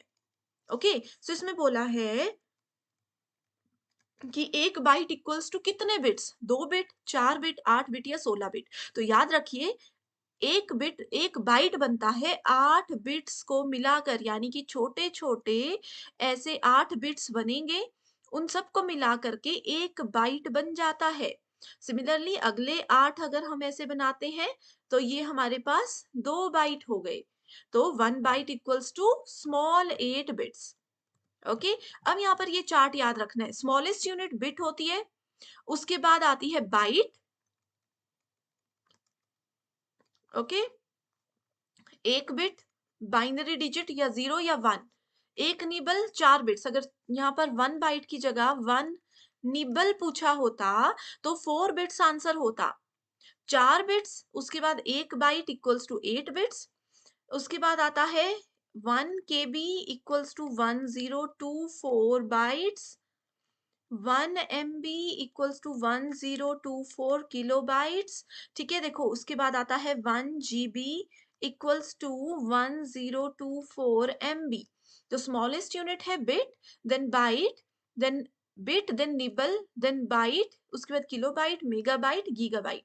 सो 1 GB data equals to 1024 megabyte आपको मिलता है 2 GB डेटा। तो इसको आप कैलकुलेट कर सकते हो। ओके, बहुत इंपॉर्टेंट है, बस इस टेबल को याद रख लीजिए। Which of the following memory has highest access speed. तो सबसे ज्यादा एक्सेस स्पीड किसकी होती है? हमने पहले देखा था हार्ड डिस्क, रैम, रोम और कैशे मेमोरी। मैंने आपको अभी बताया कि वैसे तो हमने क्या बताया, रैम की होती है, लेकिन उस वक्त क्योंकि कैशे मेमोरी ऑप्शन नहीं था, रैम से ज्यादा एक्सेस हाईएस्ट स्पीड होती है कैशे मेमोरी की। इसको कैश मेमोरी या कैशे मेमोरी कुछ भी बोल सकते हैं, सबसे ज्यादा फास्ट होता है ये। टेम्परेरी मेमोरी होती है, इसमें जो भी डेटा होता है वो परमानेंट स्टोर नहीं होता, टेम्परेरी स्टोर होता है। एक बार सिस्टम आपका ऑफ हो जाएगा, मोबाइल को स्विच ऑफ कर दोगे, कैशे मेमोरी का डेटा डिलीट हो जाता है। 1 GB is equals to what, अभी बताया 1 GB किसके बराबर होता है? ये होता है 1024 KB। ठीक है, तो इसके लिए ये वाला चार्ट याद रख लीजिए। Bit, byte, kilobyte, megabyte, gigabyte, terabyte और पेटाबाइट, ये सीक्वेंस है। बस इसको 1024 करते रहना है, या 2 टू रेज टू पावर 10 इस तरीके से करते जाना है। ओके, डिटेल्ड वीडियो ऑलरेडी है, नहीं देखा है, जहां पर मैंने बहुत आराम से ये कॉन्सेप्ट्स बताए हैं, तो बता दीजिए कमेंट करके नहीं समझ में आया है। ये वीडियो का लिंक दे दूंगी आपके साथ, ठीक है? अगर ये सेशंस पसंद आ रहे हैं और चाहते हो कि कंटिन्यू करूं, तो एक बार प्लीज मुझे कमेंट करके जरूर अपडेट दे दीजिएगा। बढ़ते हैं फर्स्ट क्वेश्चन की ओर, जिसमें पूछा गया है irritation in eyes is caused by the pollutant, यानी कि आंखों में जो जलन होती है वो कौन से प्रदूषक की वजह से होती है? सो करेक्ट आंसर है sulphur. Next question is which of the following types of natural hazards have the highest potential to cause damage to humans. So निम्नलिखित में से कौन सा वो प्राकृतिक ऐसा खतरा है जो कि मनुष्यों को सबसे ज्यादा नुकसान पहुंचा सकता है? सो करेक्ट आंसर है यहाँ पे ड्रॉट्स एंड फ्लड्स, यानी कि सूखा और बाढ़। Then we have next question, which of the following sequences represents the most logical sequence in doing research? So research करते समय हमें एक सीक्वेंस को, एक स्टेप को, कुछ स्टेप्स को फॉलो करना होता है, तो कौन सा वो करेक्ट ऑप्शन है? सो देखो, सबसे पहले हम लोगों के पास, हम लोगों को आइडेंटिफाई करना है और डिफाइन करना है किसको? रिसर्च प्रॉब्लम को।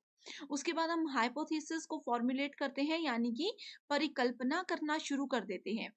उसके बाद हम उस परिकल्पना को चेक करते हैं कि क्या वो सही है या गलत है, एंड देन सबसे लास्ट में हमारे पास रिजल्ट्स आते हैं। तो correct answer here is option number 1।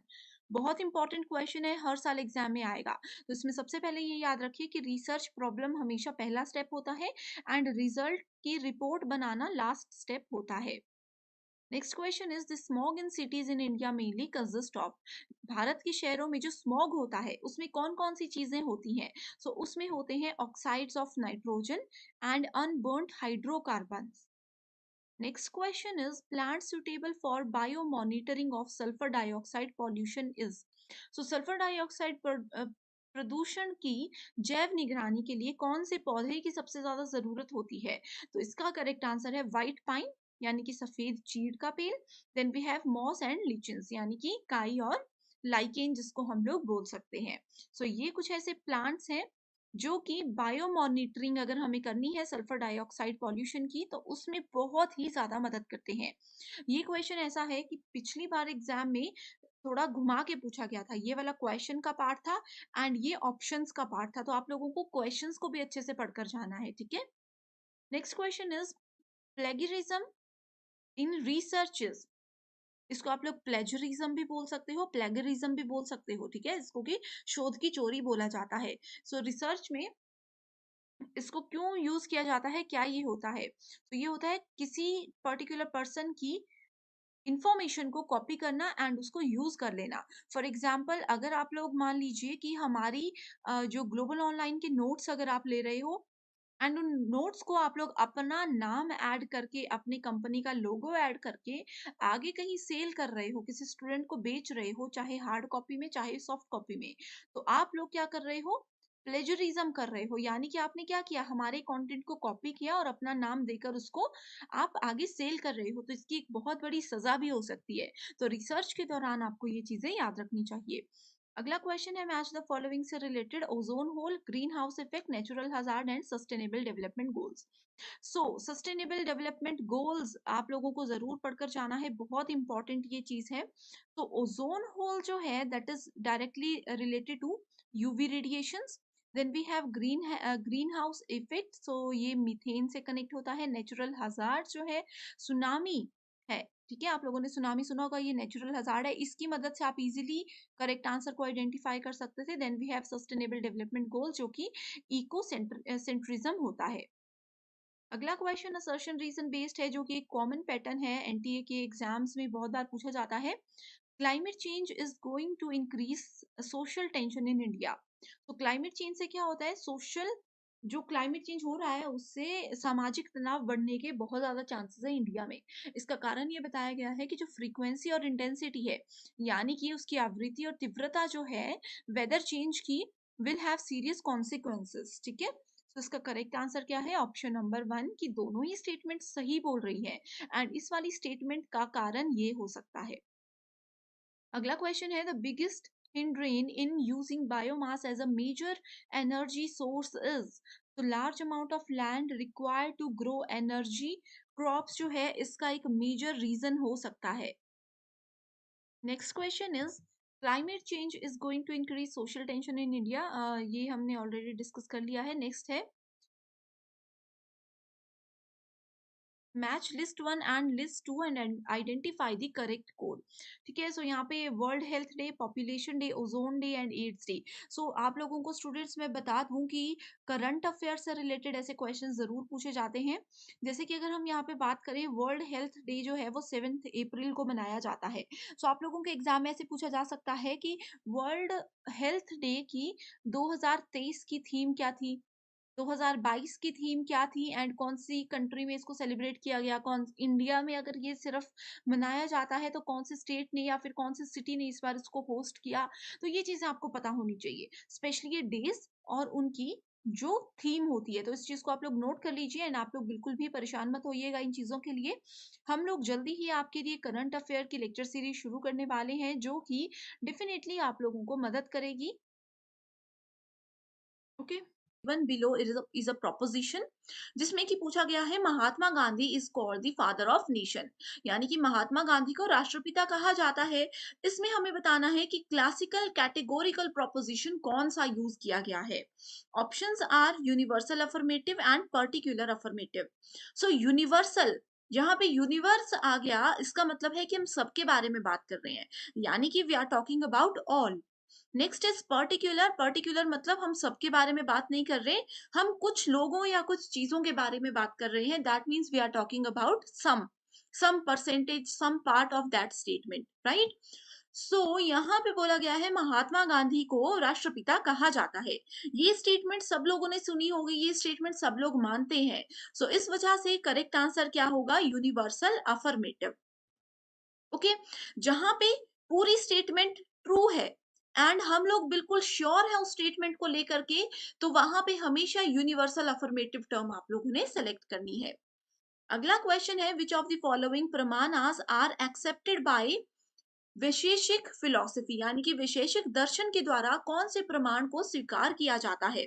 Options है प्रत्यक्ष, अनुमना, शब्द, उपमना, अर्थपति या फिर अनुपलब्धि। इस क्वेश्चन में स्टूडेंट्स मैं आप लोगों को बता दूं कि सबसे पहले वैशेषिक दर्शन क्या होता है। आप लोगों ने इंडियन फिलॉसफी जरूर सुनी होगी। इंडियन फिलॉसफी के अंदर हमारे पास 6 स्कूल्स होते हैं। 6 स्कूल्स में से किसी एक स्कूल का नाम है वैशेषिक फिलॉसफी, ठीक है। एक स्कूल का नाम है वैशेषिक फिलॉसफी एंड बाकी के जो 5 स्कूल्स हैं उनके नाम क्या है, ये आप मुझे होमवर्क क्वेश्चन है, इसका आंसर मुझे कमेंट करके जरूर बताइए। 100% ये क्वेश्चन एग्जाम में आएगा। तो स्टूडेंट्स अगर आप चाहते हो इस क्वेश्चन को करेक्ट करना, गूगल पे चेक कीजिए एंड मुझे कॉमेंट कीजिए ताकि बाकी स्टूडेंट्स भी इसका बेनिफिट उठा सके। ओके, वैशेषिक फिलॉसफी एक स्कूल है एंड इसके अंदर 2 प्रमाण को यूज किया जाता है। पहला है प्रत्यक्ष। प्रत्यक्ष का मतलब होता है जो चीज हमारे सामने होती है, जिस चीज को हमने अपनी आंखों के सामने देखा है। दूसरा होता है अनुमान लगाना, यानी कि गेस करना। तो करेक्ट आंसर है both A and B, that is option number 1। इसी के साथ बढ़ते हैं नेक्स्ट क्वेश्चन की ओर, जिसमें पूछा गया है, given below are 2 propositions, all philosophers are fallible and Socrates is not fallible. तो 2 स्टेटमेंट्स गिवन है, आपको बताना है। अब देखो यहाँ पे स्टूडेंट्स, पहले मैं आपको ट्रिक बता देती हूँ। स्टूडेंट्स इसका मीनिंग समझने में कंफ्यूज हो जाते हैं कि अच्छा फिलोसफर्स तो समझ आ गया, ये फॉलेबल का क्या मतलब होता है, सोक्रेट्स का क्या मतलब होता है। मे बी आप में से बहुत से लोग ऐसे होंगे जिनको नहीं मतलब इसका पता होगा। ठीक है, सो आप लोगों को लॉजिकल रीजनिंग की एक ट्रिक मैं ये बताती हूँ कि आपको यहाँ पे वर्ड्स के मीनिंग पर फोकस नहीं करना है। जो प्रोपोजिशंस गिवन होती हैं उसके वर्ड्स के मीनिंग पर फोकस नहीं करना है। आपको डायरेक्टली ये देखना है कि क्वेश्चन में क्या पूछा है। क्वेश्चन में पूछा है क्लासिकल स्क्वायर ऑफ ऑपोजिशन के अकॉर्डिंग इसमें से कौन सी स्टेटमेंट बिल्कुल करेक्ट है। इस क्वेश्चन के लिए भी आप लोगों को क्लासिकल स्क्वायर ऑफ ऑपोजिशन का नॉलेज होना जरूरी है। ठीक है, सबसे पहले आपको ये बता दूं कि इसमें 4 तरह की चीजें होती है, ए, ई, आई एंड ओ। ओके, ए का मतलब होता है हमारे पास ऑल, देन वी हैव ई, ई का मतलब होता है नो, आई का मतलब होता है सम एंड ओ का मतलब होता है सम नॉट। एंड क्वेश्चन में क्या गिवन है, क्वेश्चन में गिवन है ऑल फिलोसोफर्स, यानी कि स्टेटमेंट में we are talking about A. Socrates is not fallible, यानी कि here we are talking about O. यहाँ पे सम नहीं लिखा है, बट नॉट अगर बीच में होगा तो इसका मतलब है कि सम शुरू में जरूर है। ठीक है, इसका मतलब है ए एंड ओ स्टेटमेंट की यहाँ पे हम बात कर रहे हैं। ठीक है, इसमें बताना है कि कौन सी स्टेटमेंट करेक्ट है। ये दोनों स्टेटमेंट्स अगर एक जगह पे आ जाए, इसका मतलब है कि इन दोनों के बीच में कुछ ना कुछ रिलेशनशिप है। एंड ए और ओ के बीच में कौन सा रिलेशनशिप होता है, कॉन्ट्राडिक्टरी का रिलेशनशिप होता है। इस पे एक डिटेल्ड वीडियो मैंने ऑलरेडी बनाई हुई है, अगर आपने वो अभी तक नहीं देखी है मुझे कमेंट कीजिए, मैं डेफिनेटली आपके साथ लिंक शेयर कर दूंगी। Next question is which of the following are accepted in Buddhism. Buddhism में कौन कौन सी चीजों को एक्सेप्ट किया जाता है। फर्स्ट इज अध्यास, अपोहा, अभवा जिसको कि अभाव बोला जाता है, यानी कि किसी चीज की कमी। नेक्स्ट इज अर्थपति, यानी कि किसी अर्थ की उत्पत्ति, यानी कि किसी वर्ड के मीनिंग को हम यहाँ पे फाइंड आउट करते हैं। प्रत्यक्ष जो चीज हमारे सामने है, शब्द मतलब कोई वर्ड।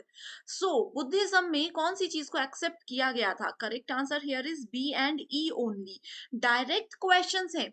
अगर आप लोगों ने एक लिस्ट बना दी है कि बुद्धिज्म में किसको एक्सेप्ट किया जाता है, उपनयन में किस चीज को एक्सेप्ट किया जाता है, तो ये क्वेश्चन 2 सेकंड में आप सॉल्व कर सकते थे।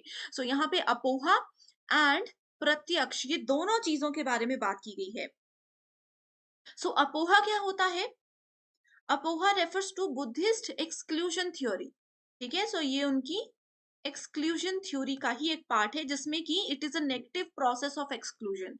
ये स्टेटमेंट भी एग्जाम में पूछी जाती है कि बुद्धिज्म के अंदर उनकी नेगेटिव स्टेटमेंट ऑफ एक्सक्लूजन क्या है, तो वो है अपोहा। Next question is what is the nature of logical argument. एक लॉजिकल आर्ग्यूमेंट गिवन है, आपको बताना है, कोई भी लॉजिकल आर्ग्यूमेंट आप ले सकते हैं, उसको बताना है कि उसका नेचर क्या हो सकता है। आपने अगर इसकी सिर्फ पीवाईक्यूज पे ओवरव्यू भी लिया होगा तो आपको पता होगा कि एक लॉजिकल आर्ग्यूमेंट के साथ हम वैलिड और इनवैलिड ये दो ही टर्म्स को जो है यूज करते हैं। अगला क्वेश्चन है विच one of the following decides the figure of a categorical proposition. Categorical proposition मैंने आपको बता दिया, उसके फिगर्स को हम कैसे डिसाइड करते हैं, कौन मदद करता है, तो उसमें मदद करता है मिडल टर्म। मिडल टर्म क्या होती है, दो स्टेटमेंट्स गिवन है, suppose all dogs are animals, then we have all animals are brave. तो यहाँ पे दोनों में कॉमन स्टेटमेंट क्या है, एनिमल्स है। इस केस में मिडल टर्म क्या होगी, मिडल टर्म होगी एनिमल। हमेशा किसी भी कैटेगोरिकल प्रोपोजिशन को डिसाइड करने के लिए, उसका फिगर डिसाइड करने के लिए मिडल टर्म का एक मेजर रोल होता है। Next question is quantity and quality of a categorical proposition decide what. Quality and quantity जो होती है कैटेगोरिकल प्रोपोजिशन की, उससे हम उसके मूड तक पहुंच पाते हैं। Then we have next question, the fallacy. Fallacies are very important for your UGC NET examination. We have different types of fallacies. All types are very important, right? The fallacy produced in the conclusion due to the repudiation of sadhya by hetu is known as। हेतु के द्वारा अगर साध्य के repudiation यानी कि खंडन के कारण कोई फैलेसी हमारे पास आती है, फैलेसी बनती है, तो उसको क्या बोला जाता है, उसको विरुद्ध बोला जाता है। ठीक है, विरुद्ध को और क्या बोला जाता है, इसको इसको कॉन्ट्राडिक्टरी मिडल भी बोला जाता है। एग्जाम में same question as it is पूछा जाएगा, लेकिन विरुद्ध की जगह ऑप्शन होगा कॉन्ट्राडिक्टरी मिडल। ओके, ये क्या होता है विरुद्ध? It is the one which disproves the very proposition which is meant to prove. एक ऐसा प्रोपोजिशन जिसको हमें प्रूव करना था, लेकिन उसको हमने डिसअप्रूव कर दिया, वो हम उसके विरुद्ध चले गए। Next question is what is the sequential order of a comprehensible sentence in Nyaya philosophy? सो न्याय फिलॉसफी में कौन सा होता है एक सीक्वेंस? तो सबसे पहले इसमें आता है हमारे पास आकांक्षा, then we have yogyata, then we have sannidhi, then we have tatparya. Okay, so correct answer is option number 2। Next question is 4 propositions given है, 2 of them are related in such a way that they cannot be true together although they can be false। यानी कि 4 में से 2 statements ऐसी हैं जो कि एक साथ ट्रू हो सकती है, लेकिन दोनों स्टेटमेंट्स एक साथ कभी भी फॉल्स नहीं हो सकती। सो इस क्वेश्चन के लिए आपको ऑप्शंस पढ़ने हैं, ये स्टेटमेंट्स पढ़नी है, देन आपको इसके ऑप्शंस भी पढ़ने हैं। ठीक है, देन फिर आप उसको कंपेयर करोगे। जो भी स्टेटमेंट जहां पे दोनों स्टेटमेंट्स एक साथ ट्रू हो सकती हैं लेकिन एक साथ फॉल्स नहीं हो सकती, वो स्टेटमेंट्स क्या होती है? कॉन्ट्रारीज स्टेटमेंट्स होती हैं। इस चीज को अगर आप लोगों ने नोट किया होगा, वो चीजें क्या होती है? कॉन्ट्रारी स्टेटमेंट्स होती हैं। सो कॉन्ट्रारी स्टेटमेंट हमेशा होती है ए टू ई। ए का मतलब हो गया ऑल वाली, ई का मतलब हो गया नो वाली। सो ऑल वाली स्टेटमेंट एंड नो वाली स्टेटमेंट, इस अकॉर्डिंग करेक्ट आंसर क्या है? A and B only. इस तरह से आप इसको आंसर कर सकते हो। Next question is to inference in the past by perceiving muddy water in the pond, that is called what? तो इट इज कॉल्ड पूर्ववत अनुमना। सो पूर्ववत अनुमना इज ऑल्सो वेरी इंपॉर्टेंट। पूर्ववत अनुमना क्या होता है? इन्फेरेंस होता है जिसमें कि we infer the unperceived effect from perceived cause. अगला क्वेश्चन है the sequential order of syllogism in Nyaya philosophy. सो न्याय फिलॉसफी में एक हमारे पास ऑर्डर होता है जिसको कि आपको याद रखना जरूरी है। सो इसमें ऑर्डर सबसे पहले क्या आ जाएगा हमारे पास? सबसे पहले आ जाएगा प्रतिज्ञा, उसके बाद आता है हेतु, उसके बाद आता है उदाहरणा यानी कि example, then we have upanaya, then we have nigamana. Okay, निगमन जिसको बोलते हैं। तो न्याय फिलॉसफी के अंदर ये आपको याद रखना है। जैसे कि मैंने आपको बताया, इंडियन फिलॉसफी के जो 6 स्कूल्स होते हैं उसमें से एक न्याय फिलॉसफी भी है। गौतम जो है वो मेन प्रोपोनेंट है न्याय फिलॉसफी के। Next question is what type of cognition is beyond the ambit of perception? So correct answer है यहाँ पे निर्विकल्प प्रत्यक्ष। अगला क्वेश्चन है in a proposition which is particular affirmative. So मैंने आप लोगों को बता दिया पर्टिकुलर अफर्मेटिव स्टेटमेंट्स क्या होती हैं। Neither the subject nor the predicate is distributed, यानी कि इसमें हम लोग ना ही सब्जेक्ट को ना ही प्रेडिकेट को डिस्ट्रीब्यूट करते हैं, वितरित नहीं किया जाता। In order to authenticate the environmental values as advocated by our ancestors, a scholar cites example from Vedas. The means of knowledge used by him or her in terms of Indian logic will be called as what? So it will be called as shabd, यानी कि verbal testimony. Okay. Next question is in Indian logic. यहाँ पे देखो students, कुछ नहीं समझाने की चीज है, हिंदी इंग्लिश में आपके सामने क्वेश्चन है, एज इट इज डेफिनेशन दी गई है। अगला क्वेश्चन है in Indian logic the presence of the middle term in the minor term is called. So minor term में जो मिडल टर्म होती है, 2 स्टेटमेंट्स में मैंने क्या बताया? मिडल टर्म होती है जो दोनों में कॉमन होती है, उसको क्या बोला जाता है? उसको बोला जाता है पक्षधर्मिता। ये सारे संस्कृत वर्ड्स हैं जो कि इंडियन लॉजिक कैटेगरी के अंदर काउंट किए जाते हैं। Next is asiddha is a fallacy when the middle term is, असिद्ध मतलब अनप्रूव्ड।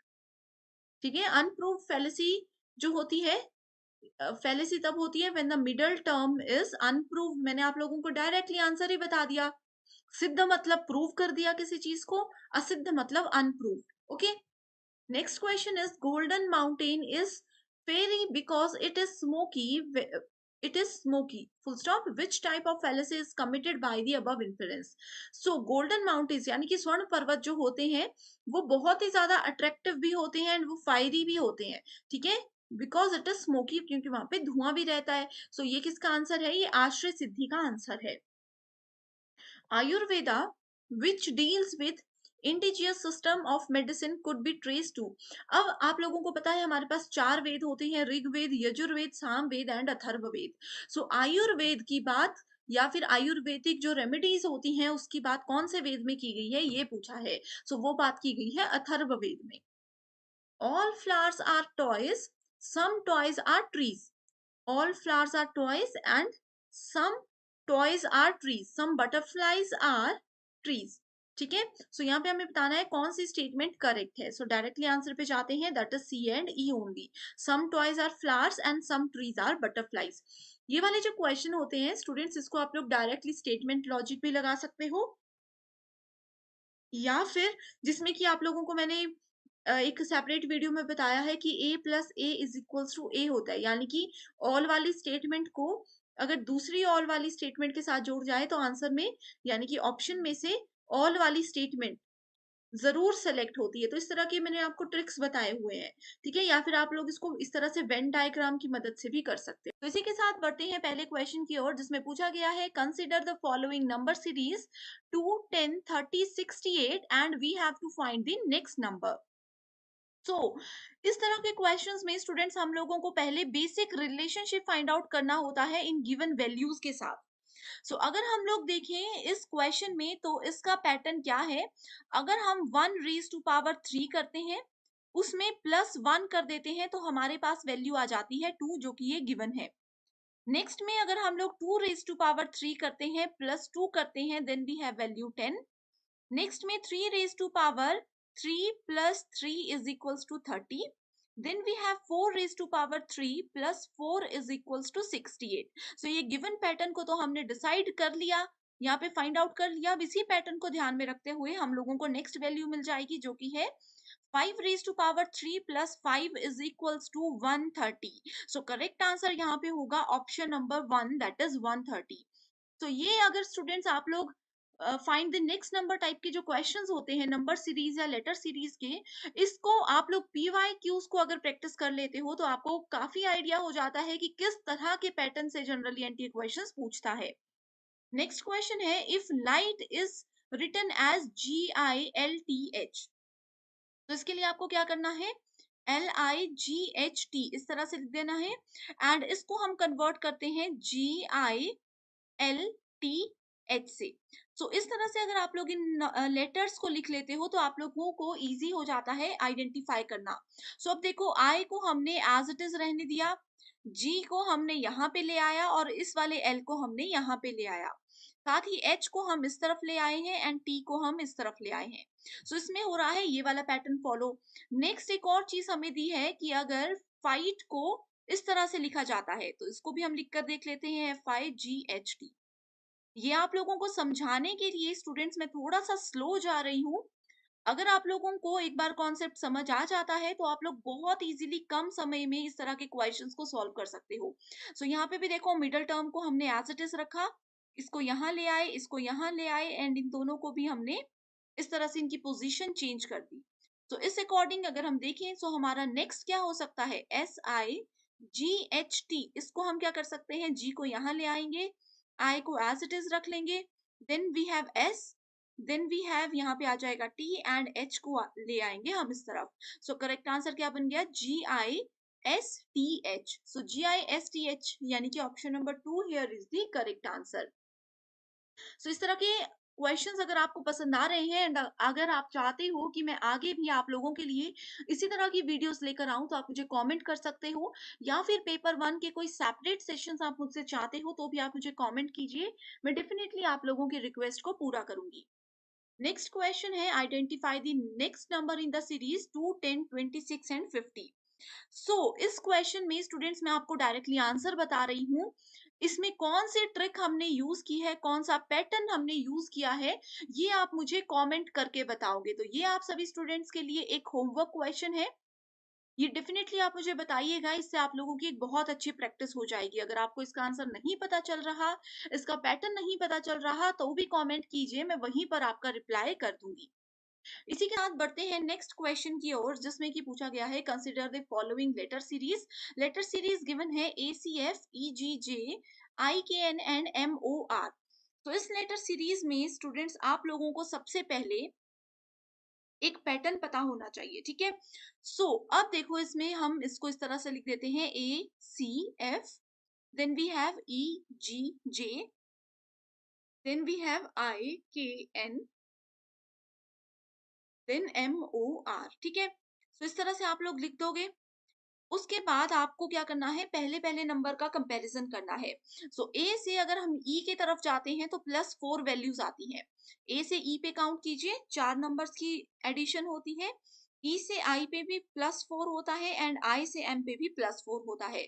तो सेम ही पैटर्न हमें फॉलो करना है ई से आगे की ओर। सो ई से जब हम लोग आगे की ओर सॉरी एम से आगे की ओर जाएंगे तो यहाँ पे हमारे पास वैल्यू आ जाती है क्यू, ठीक है। सो ऑप्शंस में देखो, क्यू से ही आप लोगों को डायरेक्ट आंसर मिल गया, जो कि है ऑप्शन नंबर 1।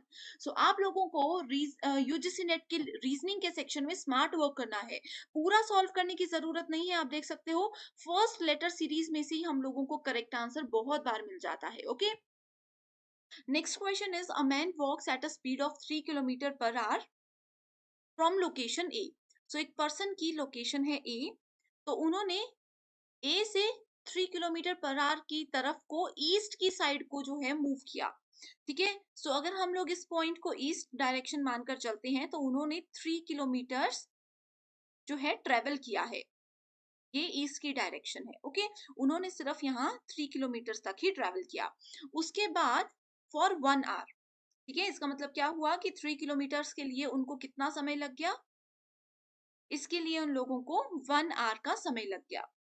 उसके बाद उन्होंने क्या किया, देन उन्होंने टर्न कर दिया लेफ्ट को। तो इस तरफ को जाते जाते उन्होंने लेफ्ट को टर्न कर दिया एंड वो कितना 1.5 किलोमीटर ट्रेवल किया उन्होंने 6 आवर तक के लिए। सो इस तरफ को अगर देखेंगे तो उन्होंने यहाँ पे 6 आवर्स 1.5 किलोमीटर तक का ट्रेवल किया टूवर्ड्स नॉर्थ डायरेक्शन, ठीक है। एंड इस तरह से वो कहाँ पर पहुंच गए, इस तरह से वो पहुंच गए अपनी लोकेशन बी पे। Then the shortest distance from A to B. तो अब देखना है ए से बी पे शॉर्टेस्ट डिस्टेंस क्या है, तो ये वाला शॉर्टेस्ट था। यहाँ पे 3 किलोमीटर ट्रेवल किया, यहाँ पे उन्होंने 1.5 किलोमीटर ट्रेवल किया। सो इसके लिए हम लोगों को क्या करना है, इसके लिए हमें पहले कैलकुलेशन करनी है। सो 1 घंटे तक आप कैलकुलेट करते हो 3 पे, तो आपका रिजल्ट आ जाता है यहाँ पे टोटल 3 किलोमीटर। देन 1.5 को हमें 6 के साथ करना है, यानी कि 1.5 किलोमीटर उन्होंने 6 आवर्स में ट्रेवल किया। सो 1.5 को अगर हम 6 से मेजर करते हैं तो वो आ जाता है अराउंड 9 किलोमीटर। सो शॉर्टेड डिस्टेंस के लिए हमें फॉर्मूला राइट एंगल ट्राइंगल ये बन गया, तो इसका फॉर्मूला होता है 3² प्लस 9², ये जो वैल्यूज आई हैं बेस स्क्वायर प्लस दिस वाला स्क्वायर, एंड इसको हम ये कर देंगे, सो आंसर आ जाएगा अप्रोक्सीमेटली 9.48। सो 9.48 किलोमीटर शॉर्टेस्ट पाथ होता है। Next question is consider the following number series 0, 6, 24, 68 and 120। सो यहाँ पे सेम हमें लॉजिक को फॉलो करना है। पहले मैं आपको आंसर भी बता देती हूँ। सो इसमें देखो क्या है, 0 में 1 को मल्टीप्लाई कर दो एंड 2 को मल्टीप्लाई कर दो, आंसर आ जाएगा 0। Then we have 1 into 2 into 3 that is equals to 6। Next we have, तो 6 वैल्यू भी आ गई, 0 वैल्यू भी आ गई। 24 वैल्यू के लिए क्या करेंगे, 2 इंटू 3 इंटू 4 दैट इज 24। उसके बाद आ जाएगा 3 into 4 into 5 is equals to 60। 60 value आ गई। उसके बाद हम कर देंगे यहाँ पे 4 into 5 into 6 120। Then we have 5 into 6 into 7 that is equals to 210। So correct answer यहाँ पे है 210। तो ये थोड़े से बेसिक लॉजिक्स होते हैं जो कि प्रैक्टिस आपकी चाहते हैं, तभी आप लोग इनको सॉल्व कर पाओगे। Next is which of the following is data visualisation method. So data visualisation होता है pie chart and bar chart. Okay, next question is in the following letter series. So letter series given है जिसमें बोला गया है A B C F। अगला है B, C, D, G, इस तरह से ही आपको हमेशा लिखना है। Then we have C, D, E and H. Then we have D, E, F and I. Okay, so ये लेटर सीरीज आ गई। अब इसमें देखना है नेक्स्ट टर्म कौन सी होगी। इसमें A से B पे जाएंगे +1, B से C पे जाएंगे +1, C से D पे जाएंगे +1, यानी कि एक एक डिजिट हम आगे बढ़ते गए। देखो फिर से यहाँ पे B से C पे गए +1 +1 +1 का पैटर्न ही यहाँ पे फॉलो किया गया है। D के बाद नेक्स्ट वैल्यू आ गई E के बाद नेक्स्ट वैल्यू आ गई F। यहाँ पे E एंड F के 3 पैटर्न्स गिवन है, ठीक है। हमें अगला भी सॉल्व करना पड़ेगा। E+1 F, F+1 G। यहाँ पे इसको हटा देंगे तो F+1 G। यहाँ पे आ गया हमारे पास H+1 I, I+1 J, ठीक है। करेक्ट आंसर क्या हो गया यहाँ पे? Option number 3, that is EFGJ। EFGJ यहाँ पे आ गया। अगला क्वेश्चन है identify the next term in the series 0, then we have 8, then we have 24, then we have 48। इसमें कौन सा पैटर्न फॉलो किया है वो अब मैं आपको बताती हूँ। अगर आपको इसका आंसर आता है तो स्टूडेंट्स आप इस वीडियो को पॉज कीजिए, इसका आंसर सॉल्व करने की कोशिश कीजिए मेरे बताने से पहले, ठीक है। 0 से 8 के बीच में कितना डिफरेंस है? 8 का। 8 से 24 के बीच में कितना है? 16 का। 24 से 48 के बीच में कितना है? 32 का डिफरेंस है ना। अब तो यहाँ पे कॉमन डिफरेंस कोई भी नहीं आया, लेकिन ये जो डिफरेंस आया है ये सारा डिफरेंस भी क्या है? ये सारा डिफरेंस भी जो है कैलकुलेट होता है 8 से। इसमें डिफरेंस आ गया 8 का, इसमें डिफरेंस आ गया 8 का। इसी तरह से हमें नेक्स्ट वैल्यू फाइंड आउट करनी है, ठीक है। 8 2 16, 16 2 32, देन हमें इसमें नेक्स्ट वैल्यू ऐड करनी है, ठीक है। नेक्स्ट वैल्यू अगर हम इसमें 8 ऐड करते हैं तो वो कितना आ जाता है? 40। 48 में अगर हम लोग 32, सॉरी यहाँ पे थोड़ी सी मिस्टेक हो गई है, यहाँ पे आएगा 24, ठीक है। 24 में अगर 8 ऐड करते हैं तो आ जाएगा 32। 48 + 32 आ जाता है 80, ठीक है। 80 आ गया यहाँ पे आंसर हमारे पास, इस तरह से। Next is consider the following letter series and identify the next number ACE, FHJ, KMO and PRT, right. इसको हम लोग किस तरह से कैलकुलेट कर सकते हैं? इसमें आप लोग देखो, सबसे पहली टर्म है AC, ठीक है। यहाँ पे डिफरेंस कितना है? +5 का, +5 एंड +5। नेक्स्ट भी अगर हम देखें तो +5 का ही डिफरेंस है, तो ज्यादा इसमें आगे नहीं बढ़ते हैं, डायरेक्टली P के बाद अगर हम लोग +5 कर लेते हैं, P के बाद +5 कर देंगे तो कितना आ जाएगा? U आ जाएगा। U पे हमारा डायरेक्टली आंसर यहाँ पे आ जाता है, that is option number. Directly बढ़ते हैं क्वेश्चंस की ओर, जिसमें पहला क्वेश्चन मैच द फॉलोइंग से रिलेटेड है। एंडस में एक तरफ लेवल्स ऑफ टीचिंग दिए गए हैं, दूसरी तरफ फोकस ऑफ कंसर्न यानी कि इसका बेसिक डेफिनेशन हम बोल सकते हैं वो दिया गया है। सबसे पहले autonomous development level, memory level, understanding level and reflective level. Students अगर आप लोगों ने मेरे थ्योरी लेक्चर सीरीज देखे हैं तो उसमें मैंने इस टॉपिक को लेकर के कीवर्ड्स आपको बताए हैं। अगर हम मेमोरी लेवल की सबसे पहले बात करें, ये स्मॉलेस्ट लेवल होता है एंड जहां पर भी हम फैक्ट्स को रिकॉल करने की बात करते हैं, कभी भी आपको रिकॉल वर्ड नजर आए डायरेक्टली आप लोग मेमोरी लेवल को उससे कनेक्ट कर दीजिएगा, ठीक है। नेक्स्ट आ जाता है फिर हमारे पास अंडरस्टैंडिंग लेवल। किसी चीज की समझ कब होती है? जब हम उसके बीच में रिलेशनशिप, उसके फैक्ट्स और उसी चीज को लेकर के एग्जांपल्स बनाना शुरू कर देते हैं। इसका मतलब ये है कि हम उससे उस अंडरस्टैंडिंग लेवल पर आ चुके हैं। Then we have reflective level, यानी कि जो कुछ भी हमने इन दोनों लेवल्स में सीखा था उसको रिफ्लेक्ट करने का समय आ चुका है। रिफ्लेक्टिव लेवल क्या होता है? Problem raising and problem solving, यानी कि अगर हम किसी प्रॉब्लम में फंस चुके हैं तो मेमोरी और अंडरस्टैंडिंग लेवल में हमने जो कुछ भी सीखा उन सब चीजों को रिकॉल करते हुए, उनको बीच में रिलेशनशिप देखते हुए हम प्रॉब्लम से बाहर निकल सकते हैं। Then we have autonomous development level, जो कि डायरेक्टली किसी भी चीज की इफेक्ट और उसकी फीलिंग्स के साथ हमें कनेक्ट करता है। अफेक्ट एंड फीलिंग्स की अगर बात हो, then we are talking about autonomous development level. ये कुछ कीवर्ड्स थे जो कि बहुत इंपॉर्टेंट है।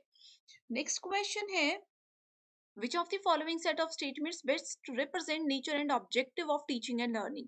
यानी कि सीखने और शिक्षण और सिखाने या सीखने का जो तरीका होता है उसकी प्रकृति और उद्देश्य से रिलेटेड हमें बताना है कि कौन सी स्टेटमेंट्स ट्रू हैं। First is teaching is like selling and learning is like buying. तो ऐसा तो नहीं होता, टीचर है कुछ बेचने के लिए तो नहीं है, यहाँ पे नॉलेज हम शेयर करते हैं ना कि बेचते हैं।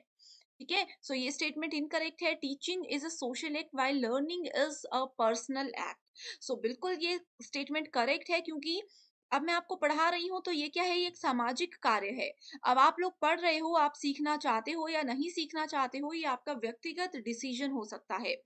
Teaching implies learning whereas learning does not implies teaching। सो ये स्टेटमेंट भी बिल्कुल करेक्ट है कि टीचिंग से, अब मैं आपको पढ़ा रही हूँ तो आप इस वीडियो के बाद कुछ ना कुछ स्टूडेंट्स जरूर सीख कर जाओगे, लेकिन लर्निंग का मतलब यानी कि कुछ सीखने का मतलब जरूरी नहीं है कि वो टीचिंग से ही हो, हम कुछ भी कहीं से भी सीख सकते हैं। Next is teaching is a kind of delivery of knowledge while learning is like receiving it. So ये स्टेटमेंट भी कहीं ना कहीं सही है कि टीचिंग में हम क्या करते हैं, अपने नॉलेज को डिलीवर करते हैं, बट यहाँ पे डिलीवर की जगह अगर शेयर वर्ड यूज होता तो ये स्टेटमेंट करेक्ट हो सकती थी। Next is teaching is an interaction and is triadic in nature, whereas learning is an active engagement and subject domain। So ये statement भी बिल्कुल correct है।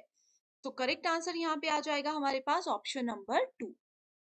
इसी के साथ नेक्स्ट क्वेश्चन पर पढ़ते हैं, जिसमें कि अगेन ये मैच द फॉलोइंग से रिलेटेड क्वेश्चन है, जिसमें कुछ ऑनलाइन पोर्टल्स एक तरफ दिए गए हैं एंड दूसरी तरफ उनके बेसिक फीचर्स की बात की गई है। तो सबसे पहले we have Swayam Prabha, then GIAN that is global institute of academic network, then we have Gyan Vani, ज्ञान दर्शन एंड ज्ञान धारा।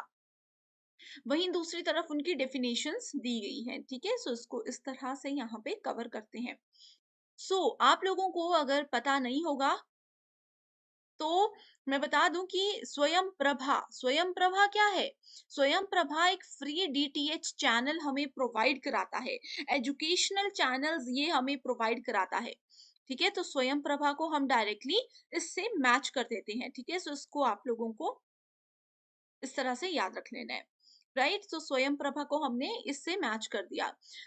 ज्ञान वाणी, वाणी का मतलब क्या होता है कि हम उस चीज को सिर्फ सुन सकते हैं। वाणी तो किसको सुन सकते हैं, हम एफएम को सुन सकते हैं। सो सी को हमने डायरेक्टली मैच कर दिया फर्स्ट के साथ। ठीक है, सी को हमने फर्स्ट के साथ मैच कर दिया। देन वी हैव ज्ञान दर्शन, दर्शन मतलब किसी चीज को देख सकते हैं। ठीक है, सो ज्ञान दर्शन डायरेक्टली किससे कनेक्ट होगा, एजुकेशनल टीवी चैनल के साथ कनेक्ट हो जाएगा। सो ये हम इसके साथ मैच कर चुके हैं। ओके, देन वी हैव ज्ञान धारा। ज्ञान धारा भी एक बहुत इंपॉर्टेंट है। ज्ञान धारा क्या है, ऑडियो काउंसलिंग सर्विसेज है जो कि इंटरनेट के थ्रू हमें मिलती है। सो ये इसको हम मैच करेंगे। देन वी हैव ज्ञान, सो ज्ञान क्या है, global institute of academic network, ये क्या है, टैलेंट पूल है जिसमें कि साइंटिस्ट और एंटरप्रेन्योर्स वर्क करते हैं, उनकी एंगेजमेंट रहती है with Indian higher educational institutions. तो इस तरह से कुछ कीवर्ड्स की मदद से आप इन रिपीटेड क्वेश्चंस को याद रख सकते हो। अगला क्वेश्चन है ऑल टीचिंग इम्प्लाइज लर्निंग। ये स्टेटमेंट्स देखो स्टूडेंट्स, इस क्वेश्चन में हमने पढ़ी, यही होता है कि स्टेटमेंट बेस्ड क्वेश्चंस अगर आप पीवाईक्यूज करते हो तो आपको पता लगता है कि वही क्वेश्चंस एनटीए रिपीट करता है। So all teaching implies learning, की हर एक तरह की टीचिंग से लर्निंग जरूर होती है। Learning to be useful must be delivered from teaching, यानी कि अगर हमने सीखने के लिए जो उपयोगी चीजें होती है उसको उपयोगफुल बनाना है तो उसके लिए वो चीजें टीचिंग की मदद से ही पूरी हो सकती हैं। सो यहाँ पे हमने प्रीवियस क्वेश्चन में भी डिस्कस किया था कि सीखने के लिए टीचिंग की जरूरत नहीं होती है। किसी स्टूडेंट को कुछ सीखने के लिए हर बार किसी टीचर की जरूरत नहीं होती, वो कुछ चीजें अपने आप भी सीखते हैं, कुछ चीजें सेल्फ स्टडी से भी सीखते हैं। ओके, सो नेक्स्ट क्वेश्चन आपके लिए होमवर्क क्वेश्चन है जिसका आंसर आप मुझे हमेशा की तरह कमेंट करके बताओगे एंड मैं वहीं आपको बताऊंगी कि वो करेक्ट है या इनकरेक्ट है। सो अगर आंसर नहीं आता होगा तो भी मुझे कमेंट कीजिएगा, मैं वहीं पे आपको इसका आंसर बता दूंगी। तो विच one of the following is an की बिहेवियर इन इफेक्टिव टीचिंग। सो अगर हमें अपनी टीचिंग को प्रभावी बनाना है तो महत्वपूर्ण व्यवहार कौन सा होना चाहिए। ठीक है, 4 ऑप्शंस हैं, हिंदी इंग्लिश में पढ़िए एंड आंसर मुझे जरूर कीजिए। नेक्स्ट क्वेश्चन है, यहाँ पे दो चीजें दी गई हैं। एक तरफ लर्नर्स के कैरेक्टरिस्टिक्स है जो कि टीचिंग लर्निंग सिस्टम को फैसिलिटेट करते हैं एंड उसको इफेक्टिव बनाते हैं। तो कौन कौन से वो पॉइंट्स है? प्रायर एक्सपीरियंस ऑफ लर्नर, यानी कि किसी छात्र को पहले से उस चीज में कितना नॉलेज है, कितना एक्सपीरियंस है, कितना अनुभव है। लर्नर का फैमिली लिंकेज, यानी कि अगर टीचर और लर्नर के बीच में कोई फैमिली रिलेशनशिप है तो ये स्टेटमेंट गलत है। एप्टीट्यूड ऑफ द लर्नर, यानी कि वो कितना योग्यता रखता है। लर्नर स्टेज ऑफ डेवलपमेंट, यानी कि जो शिष्य है, शिक्षार्थी है, वो कौन से लेवल पर है। ऐसा तो नहीं है कि कहीं नर्सरी केजी के बच्चे को हम लोग एनटीए का लेवल का पढ़ा रहे हैं। Learners food habit and hobbies, तो लर्नर क्या जो खाता है, जो उनकी हॉबीज हैं, उनसे टीचिंग लर्निंग को फैसिलिटेट नहीं किया जाता। लर्नर्स रिलीजियस एफिलिएशन, यानी कि उनके धार्मिक संबंध क्या हैं, that is also not important. So correct answer क्या है? A, C and D only. Next question is, in the context of classroom teaching, classroom teaching में जब हम पढ़ाते हैं, क्लासरूम में जब टीचिंग होती है, the foundation on which a warm and nurturing relation with learner can be built is called। so उस समय पे एज अ टीचर आप अपने स्टूडेंट्स के साथ एक अच्छा संबंध कैसे बनाते हो एज अ टीचर, तो क्या चीज इंपॉर्टेंट है? तो वो टीचर का अफेक्ट इंपॉर्टेंट है, टीचर का प्रभाव इंपॉर्टेंट है। ऐसा नहीं है कि आप लोग टीचर बन जाओ एंड स्टूडेंट्स को आप लोग बातों में लगा कर रखो, हंसी मजाक करते रहो एंड पढ़ाओ ही नहीं। वो कुछ समय के लिए स्टूडेंट्स को पसंद आएगा, लेकिन जब स्टूडेंट्स का रिजल्ट अच्छा नहीं आएगा तो वो आपको पसंद करना बंद कर देंगे। तो आपका इफेक्ट ऐसा होना चाहिए, आपका प्रभाव ऐसा होना चाहिए कि आप स्टूडेंट्स के साथ अच्छे से रह भी रहे हो। Entertainment is also very important in classroom, but वहीं पे एंटरटेनमेंट के साथ साथ आपको एक कॉन्सेप्ट क्लैरिटी भी हो जानी चाहिए। Okay, next is, on the basis of summative test, a teacher is interpreting his or her students performance in terms of their wellness lifestyle evident in behavior। so इसको क्या बोला जाता है? इसको क्राइटेरियन रेफरेंस टेस्टिंग के अंदर count किया जाता है। इसमें क्या होता है? देखो, स्टूडेंट्स की परफॉर्मेंस को क्या किया जाता है? कैलकुलेट किया जाता है, जज किया जाता है। ये 4 टाइप्स है, बहुत इंपॉर्टेंट है। इसमें एक और आता है सम्मेटिव इवेल्युएशन, जो कि आप यहाँ पे देख सकते हो। क्राइटेरियन रेफरेंस में यानी कि मानदंड सेट कर दिया जाता है। अगर मानदंड ये है कि 60% से ज्यादा वाले बच्चों को पास किया जाएगा, उससे कम वाले बच्चे सभी फेल हो जाएंगे, तो एक मानदंड है। उसके अकॉर्डिंग हम स्टूडेंट्स का क्या करते हैं? उनको इवेल्युएट करते हैं, उनको टेस्ट करते हैं। Next question is, which among the following is a cognitive characteristic of a learner. Cognitive here means mental ability. किसी भी छात्र की संज्ञानात्मक या फिर उसके मेंटल लेवल को अगर हमें देखना है तो कौन से कैरेक्टरिस्टिक इंपॉर्टेंट है? तो level of visual literacy is important, यानी कि दृश्य साक्षरता का स्तर। अगला क्वेश्चन है, empathy in is essential for effective communication between communicator and the community. Next is, empathy like links the teacher and students. तो एम्पैथी क्या होता है? सहानुभूति। क्या सहानुभूति टीचर और स्टूडेंट को लिंक करती है? बिल्कुल करती है। ऐसा नहीं कि हर एक स्टूडेंट को हम सहानुभूति की नजर से ही देखें, बट कहीं ना कहीं वो चीजें इंपॉर्टेंट होती हैं। अगला क्वेश्चन है, from the list of learning outcomes indicated below identify those which are said to be high level outcomes. तो ऑप्शंस यहाँ पे दिए गए हैं, जिसमें पहला है learning of facts and rules showing the ability to analyse and synthesise. पहले डायरेक्टली आंसर पे जाते हैं। तो देखो, अगर हम लोग फैक्ट, किसी चीज के फैक्ट और नियम समझ लेते हैं तो वो हाई लेवल आउटकम हमें देता है, यानी कि उच्च स्तरीय परिणाम एक स्टूडेंट को देता है। अगर एक स्टूडेंट का हमें पता है, जैसे अगर आप लोगों ने, मैं बता दूं कि अगर आप लोगों ने हमारे थ्योरी लेक्चर्स देखे हैं तो ये क्वेश्चंस आप लोग देखोगे कि सेम डेफिनेशंस नहीं है, लेकिन वहां से आपके कॉन्सेप्ट्स अगर क्लियर होंगे तो आप लोग इजीली एनालाइज कर सकते हो। Okay, and third we have awareness, responding and valuing. ये सब चीजें इंपॉर्टेंट होती हैं कि कैसे हम लर्निंग आउटकम्स को, यानी कि सीखने के परिणामों को एक अच्छा लेवल तक पहुंचा सकते हैं। ये थे आज के मोस्ट रिपीटेड क्वेश्चंस जो कि हर साल लगभग हर एक शिफ्ट में पूछे जाते हैं। तो आई होप स्टूडेंट्स आपको ये वीडियो पसंद आई है, इसको शेयर जरूर कीजिएगा एंड स्क्रीन पर दिए गए नंबर्स पर कांटेक्ट करके आप किसी भी कोर्स की इंफॉर्मेशन ले सकते हो। So thank you so much and I wish you all the very best.